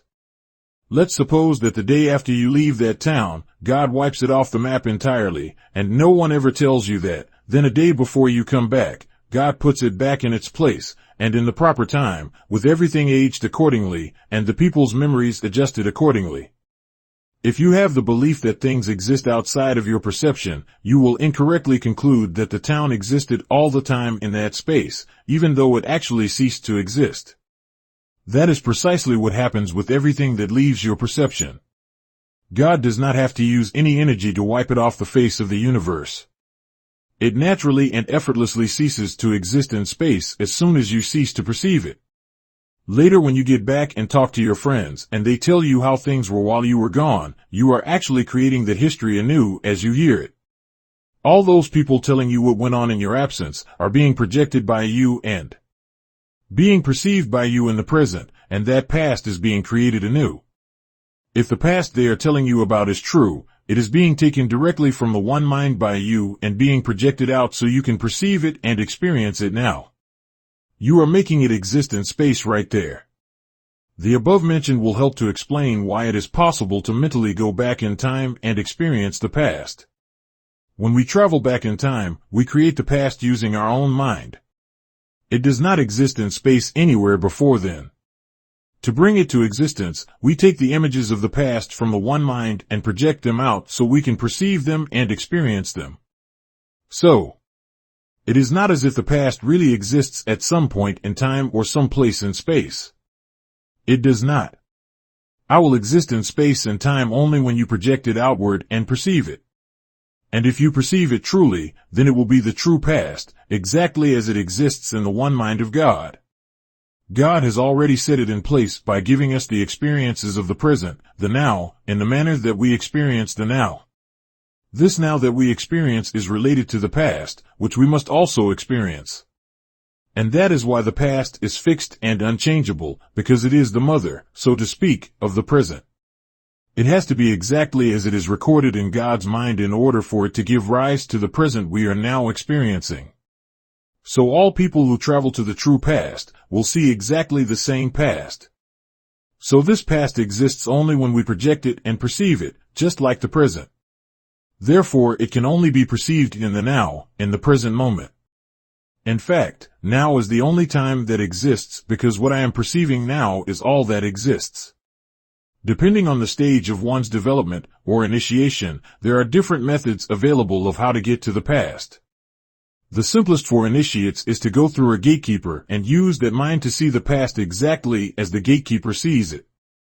Some initiates that are more advanced may not need the help of a gatekeeper, as they can create a means for themselves to independently perceive any time in the past. So when I get to that point in the past, I actually recreate it exactly as it was then, but because I perceive it now, it actually exists now, in the present, at the time that I perceive it. The gatekeeper who assists me is my projection as well, just like everything else I perceive. So the past must be created anew in order to be perceived. As you can imagine, this requires a complete stillness of the mind in order to be able to receive the true images of the past from the higher mind. If one's mind is not totally still, there is the possibility of inserting one's own imaginations and adding scenes to the past that did not happen. But with enough training, the process becomes very simple and effortless, and one is then able to make the past exist again in the present. But, to repeat, this past does not exist until I project it and perceive it. Again, I could hear someone say, "What about other initiates who have traveled to the past before you, and even taught you how to do the same? Are you saying their experiences are not real, since the past will exist only when you perceive it?"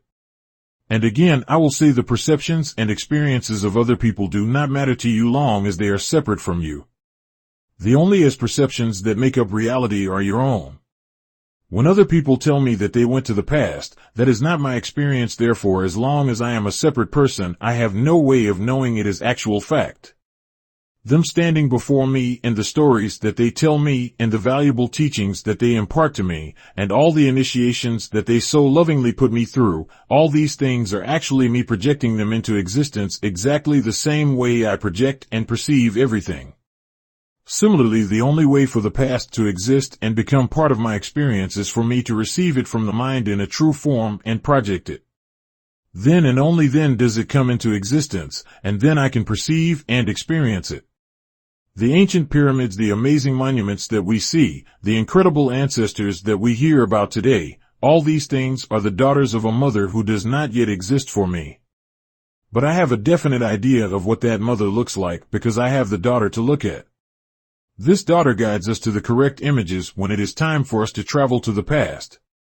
We do so in the right way and see the past exactly as it was. In other words, we create it in time and space exactly as it should be, because we are able to receive the proper images of the mother, the past, having experienced the daughter, having experienced the present. So you see, nothing else exists in space except what is here and now in your perception. Not the past, not even things of the present that are outside your perception. All the talk about how large the universe is, how much matter is in it, how much energy, how long it has been around, etc., all these things do not yet exist for you if you do not perceive them. They will exist only when you perceive them. So at this moment, as you are where you are, there are no billions of galaxies in existence hanging in space out there somewhere where you cannot see them. All these things are still in the mind as thoughts, waiting for you to perceive them. When you do, then and only then do they come into existence. All the great ancestors you have heard about who lived in the past do not exist yet for you. They are waiting in the one mind for you to make contact with that mind of your higher self. Once you do, then you are able to project them out and perceive them and give them actual existence in space, in the now moment. This is the whole reason why it is so important to do everything we can to make contact with our ancestors, either our spiritual or biological ancestors. There are many ways to do this, including praying to them, doing certain rituals, thanking them, etc., even something as simple as just thinking about them every night before you go to sleep. Eventually, they will manifest in front of you in one way or another, either when awake or asleep. At that time when they do, you are actually projecting them and perceiving them and thus giving them actual existence again in space, in the present, and so they live again. There is nothing they love more than this. So then, to continue about perception. When I move my eyes around, turn my head and look to the side and look behind me, I am bringing all those things I perceive into existence by projecting them from my mind and perceiving them with my senses. The entire process is natural, simple, and effortless because it deals only with vibrations, or thoughts, or we could say images or imaginations. The creation of the universe does not require the expenditure of any energy at all. Energy itself is just another thought in the mind of God. Now, of course, another obvious question is, if creation requires no expenditure of energy, why does it actually take energy to do most anything? Why does it take energy to cook food, walk a mile, drive a car from point A to point B, etc.? Why can't I just imagine and project the cooked food, or imagine myself in another place and be there? The reason is because the original creators set in place natural laws that must be followed in order to have a harmonious, orderly creation. These laws start at the most basic level and go through all 7 forms of motion, where a person must crawl before he can walk, walk before he can run before he can fly, fly before he can dematerialize, dematerialize before he can travel mentally, and travel mentally before he can attain total divine unity in which he is everywhere at the same time. As a person develops physically and mentally, spiritually, then she discovers higher laws that will supersede the basic laws.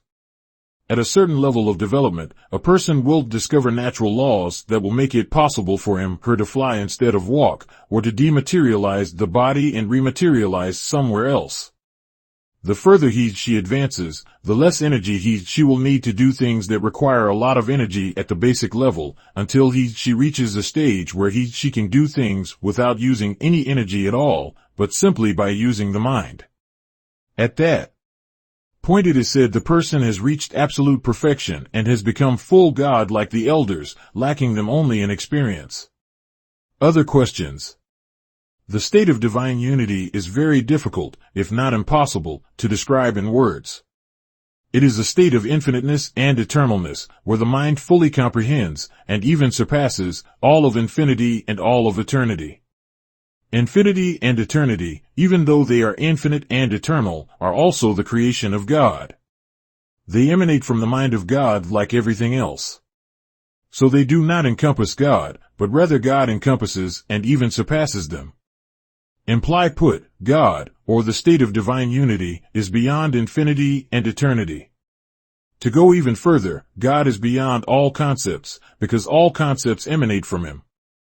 And concepts include anything and everything that can be thought, imagined, or enter the mind in any manner. Therefore, divine unity is that which is unutterable and unimaginable and gives rise to everything utterable and imaginable. To totally understand what this means, what it means to be full God, one has to be full God. It is simply not possible to understand it outside the state of divine unity. Maybe a crude example will help to make this clearer. Let us say you are at the top of a high building where you can see the whole city. You have a clear view of all the streets, buildings, and even the outskirts of the city and beyond. As soon as you descend back to street level, you no longer have this comprehensive view. You are now able to see only individual streets, buildings, etc. as far as your vision can go. To get a full comprehensive view of the entire city again, you have to climb to the top of that tallest building once more. But note, even though at street level you cannot see the comprehensive view, once you have seen it, you have the memory of it in your mind wherever you may be at street. The same is true with the state of divine unity. Once you have experienced it, when you are separated from it, you still remember what eternity and infinity are. You are not able to fully explain them with words, but the memory of them remains clear in your mind.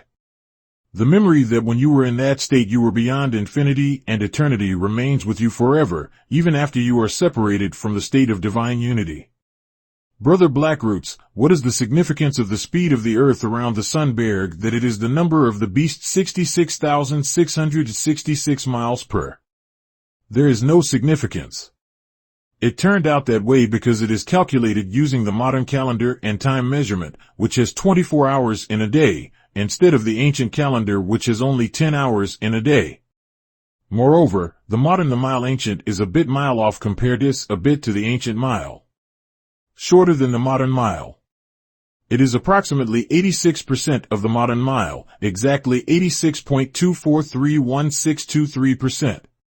So if we used the ancient calendar time measurement of 10 hours in one day instead of 24 hours per day, and corrected the modern mile by multiplying it by 0.8624311623, then we can recalculate the speed of the Earth as follows.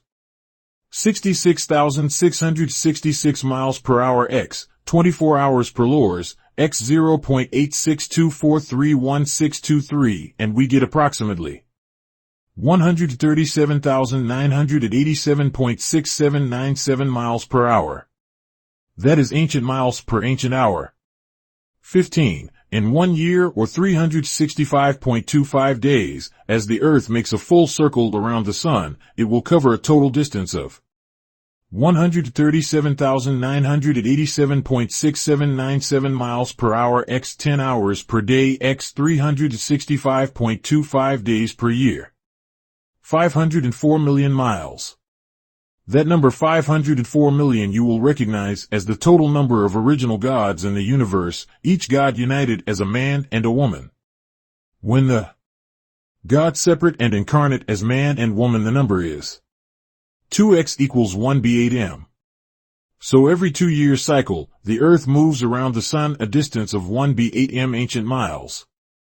Peace, Brother B. I hope I am not being disrespectful with this question, but I have been wondering about it ever since I met you. Does the initiation bestow you with supernatural powers that you can use, like materializing or changing objects, etc., etc.? Greetings, brother. There is no disrespect, my beloved brother. I know this question has been haunting you for a long time, and I knew sooner or later you were going to ask. I also know the real reason you ask is because you want to know whether you personally would gain supernatural powers if you were to be initiated. So do not feel any need to apologize. This is a legitimate question that comes into everyone's mind who thinks about initiation. I will answer this way. The true purpose of all initiation is to bring you closer to your first self. With every ritual you perform successfully, you increase your ability to get into even closer communion with your higher self. The higher self is all-powerful and all-knowing. The final goal, of course, is to become one with him, her. Now, along the way there may be certain powers that you inherit from your first self, and such powers have been used by initiates in the past and present in front of other people. In my case, I have never felt the need to demonstrate any supernatural powers.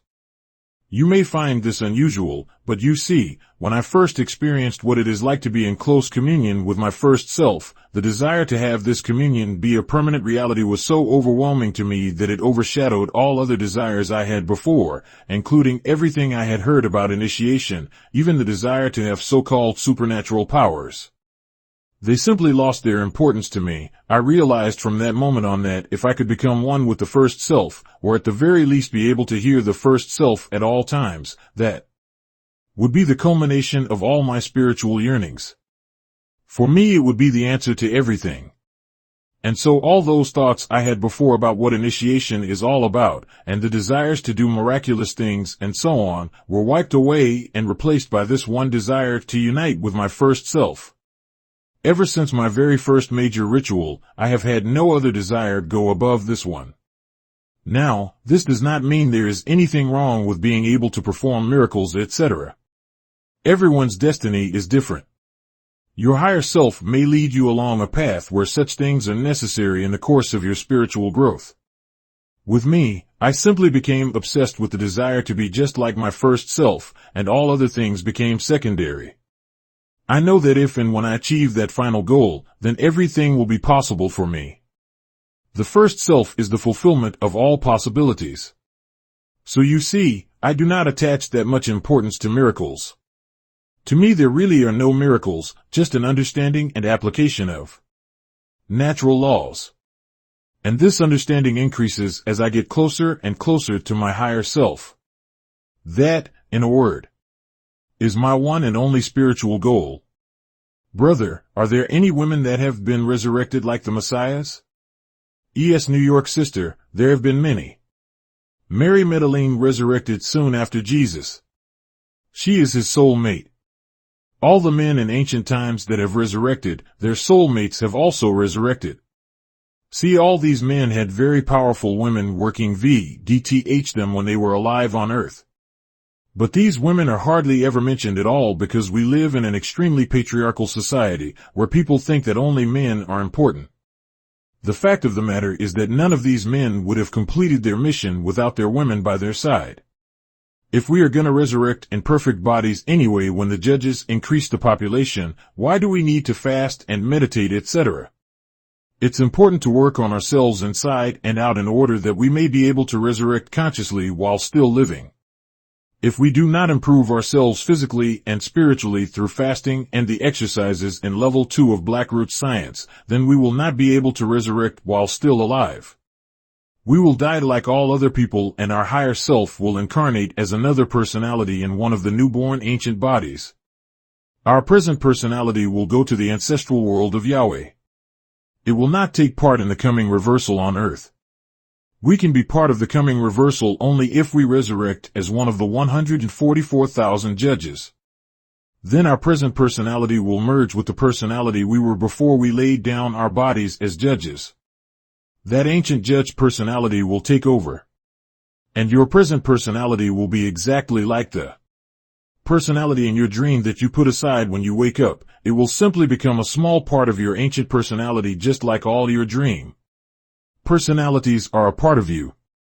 So this entire lifetime will seem like a dream as we wake up into the true reality of our ancient bodies, exactly like someone who fell asleep, had a long dream, then woke up. The only difference is that we will wake up in the same world we were dreaming about, because it is real, not a dream. The only way we can achieve this is if we fast to get our body in a healthy condition, and do the memory exercises to get our minds ready for the conscious resurrection that will make us one of the 144,000. After the Elohim remove the oxygen, you said there will no longer be able to light a fire, is that correct? If so, how will people cook their food in poor countries, especially Africa? By the time oxygen on Earth is replaced with a higher form, there will be new types of plants. These new types will be grown first by people taught by the new judges. At that time, many of the judges will have resurrected. They will travel all over the earth to the communities of independent black people. They will teach them how to grow new plants. From the seeds that were stored in pyramids before the beginning of this 6,000-year cycle. There are many varieties of these new plants, and they will be distributed all over the world to all people. The seeds are cultivated for all kinds of climates, from the most arid to the most humid. As I stated before, there are 3 types of food plants that are needed by the human body. These are the harmonizing plants such as fruits, then the energizing, which are mostly vegetables, and lastly the stabilizing foods, which are grains and beans. Of these 3 food groups, only fruits are fully developed. By that I mean they develop to 100% right on the tree, and are ready to eat when ripe without the need for cooking. Vegetables, on the other hand, develop only 2/3 of the way. They need more input of energy in the form of cooking before they are ready to eat. Grains are the least developed. They develop only 1/3 of the way. So in addition, most grains need more energy input in the form of milling before they can be cooked. The new grains and vegetables that will be grown are able to develop to full maturity just like fruits. The vegetables will be ready to eat right after picking, without the need for cooking. The grains will only need to be soaked in water for a while, then they will be ready to eat without the need for milling or cooking either. There will be so many varieties of these new plants growing all over the earth that food shortage will become a thing of the past. All people will go back to the ancient practice of growing their own food in their communities and exchanging food with other communities. The whole concept of having food as a commodity for sale will disappear. Food will be so abundant, growing in all types of climates, that hunger will be a thing of the past. Shortly after this, new technologies will be given to these communities, and it will enable them to generate heat and electricity and do many other things without the use of fire or oxygen. So those who like to eat their food hot will be able to do so. Even with this abundance of plant food, there will still be people who cling to the idea of eating meat. Such people will live in their own secluded meat. Communities, mostly in the north, and private because of the absence of oxygen, they not be able to generate electricity or light a fire to cook the meat. Moreover, most of Western and Eastern Europe and China will be constantly covered by thick clouds for about 300 years. Thus those in the north will not be able to use solar energy either. There will be many new laws also, such as the law prohibiting the building of dams on rivers. These laws will make it impossible for people in the north to generate electricity or heat. So they will be reduced to eating raw meat. Such communities will be very few, and will keep on diminishing. This type of lifestyle will take a toll on their bodies, and their population will diminish more and more as the centuries continue. When their population becomes very small, that will trigger a mutation in the meat-eating animals. They too will begin to disappear and be replaced by new types of animals that can survive only on plants. The mutation of these animals will last the entire 1,000 years or so, till the end of the rule of Yahweh. At the end, there will not be any more animals that prey on other animals or eat meat, except microscopic animalcules. One more thing, is it true that the extraterrestrials have attempted to wage war against the Elohim? There's some legends that I've come across that suggest that they did. When you think about it, how can the ETs, or anyone for that matter, fight with the Elohim? The Elohim are God in this age. What would be the first thing the ETs do to wage war against them? They would have to declare war against God. Let us say for a minute that they do declare war against God, and God chooses to acknowledge them, then what is the next thing they do? They have to go somewhere to find God so they can start their war. The extraterrestrials had their areas on Earth where they lived, and so they could hurl. But the Elohim did not live in a village or town somewhere on Earth, so where will the ETs go in order to fight with them? The Elohim can find the ETs wherever they are located on Earth and annihilate them if they want, and the ETs cannot retaliate or do anything about it. 61. One of the Elohim can just appear above town with no spaceship, just in his perfect ancient body, suspended in the air over the town, and wave his hand and the entire town will be turned to dust. 62. Or he can wave his hand and turn the entire ET population in that location to nothing but hydrogen and oxygen molecules. 1 minute there could be 100,000 people standing in their town, and the next minute there would not be a single body left, only water flowing downhill, every single one of them turned into water with just one wave of the hand. 63. No, my brother, the ETs cannot wage war against the Elohim. When one of the Elohim says to them, I want you off the planet in 14 years, they will be off the planet in 14 years. That's precisely what happened. One of the Elohim said to them, you will use your wars immediately and start building interstellar spaceships to leave this planet. I have placed plans in your temples instructing you on how to build them. You will start immediately and do nothing else but this until you finish building them. When you finish, I will show you how to travel to your new homes in the star systems I have prepared for you. You will travel there when your spaceships are ready, and you will not come back to Earth until I give you permission. That was not a negotiation. It was an order from God to his creatures, and they obeyed. They used the plans God gave them to build their spaceships. Within a period of 14 years, they had completed building their starships. The Elohim had already completed much of the preparation for them on these planets, which already had water, plants, and animals, but were not occupied by humans. When they were ready to leave, the Elohim provided them with star maps and taught them how to travel through the various portals shown on the maps in order to reach their new homes. So the ETs were gone within a period of 14 years. After the end of their wars against each other on Earth. After reaching their new homes, they promptly resumed their wars with one another, but those also ended very quickly when they all developed the technology to totally destroy each other. The only ones left on Earth were the Anunnaki, who were allowed to remain for another 200 years, after which they were also ordered to leave. How to get rid of harmful thoughts? Harmful thoughts are all the thoughts that do not help you to advance closer to your first self. Not only that, but they actually retard your progress, causing you to move further away from your first self. These thoughts can come in many forms. Some are brought on by your learnt inferiority complex. Children are not born with an inferiority complex, but learn it from adults. Others come out of bad mental habits practiced over many years. Let us use as an example the thought that occurs among some black men that they do not want to talk about. That is the desire that some black men have for white women. Nowadays this is a taboo subject among black people as more and more are awakening from their 6,000-year slumber. But some still find it difficult to overcome this desire, and so they hide it, pretending that they are no longer attracted to these light race women. There is a very simple way to get rid of these thoughts and desires. All you have to do every time such an unwanted thought or desire forces itself into your mind is to say, I'll take this unwanted thought or desire, and I am putting it in a trash bag and dumping it in the most highest trash can. My higher self will get rid of it for me, and in exchange will replace it in my mind with an infinitely more wholesome and balanced thought. So every time you see a light race woman that attracts you, use that phrase. Putting that woman in a trash bag and dumping her in the trash can. In exchange, imagine God giving you an infinitely more wholesome, beautiful and decent woman who is meant just for you, i.e. your eternal soulmate. This mental act will work for every unwholesome thought or desire that enters your mind.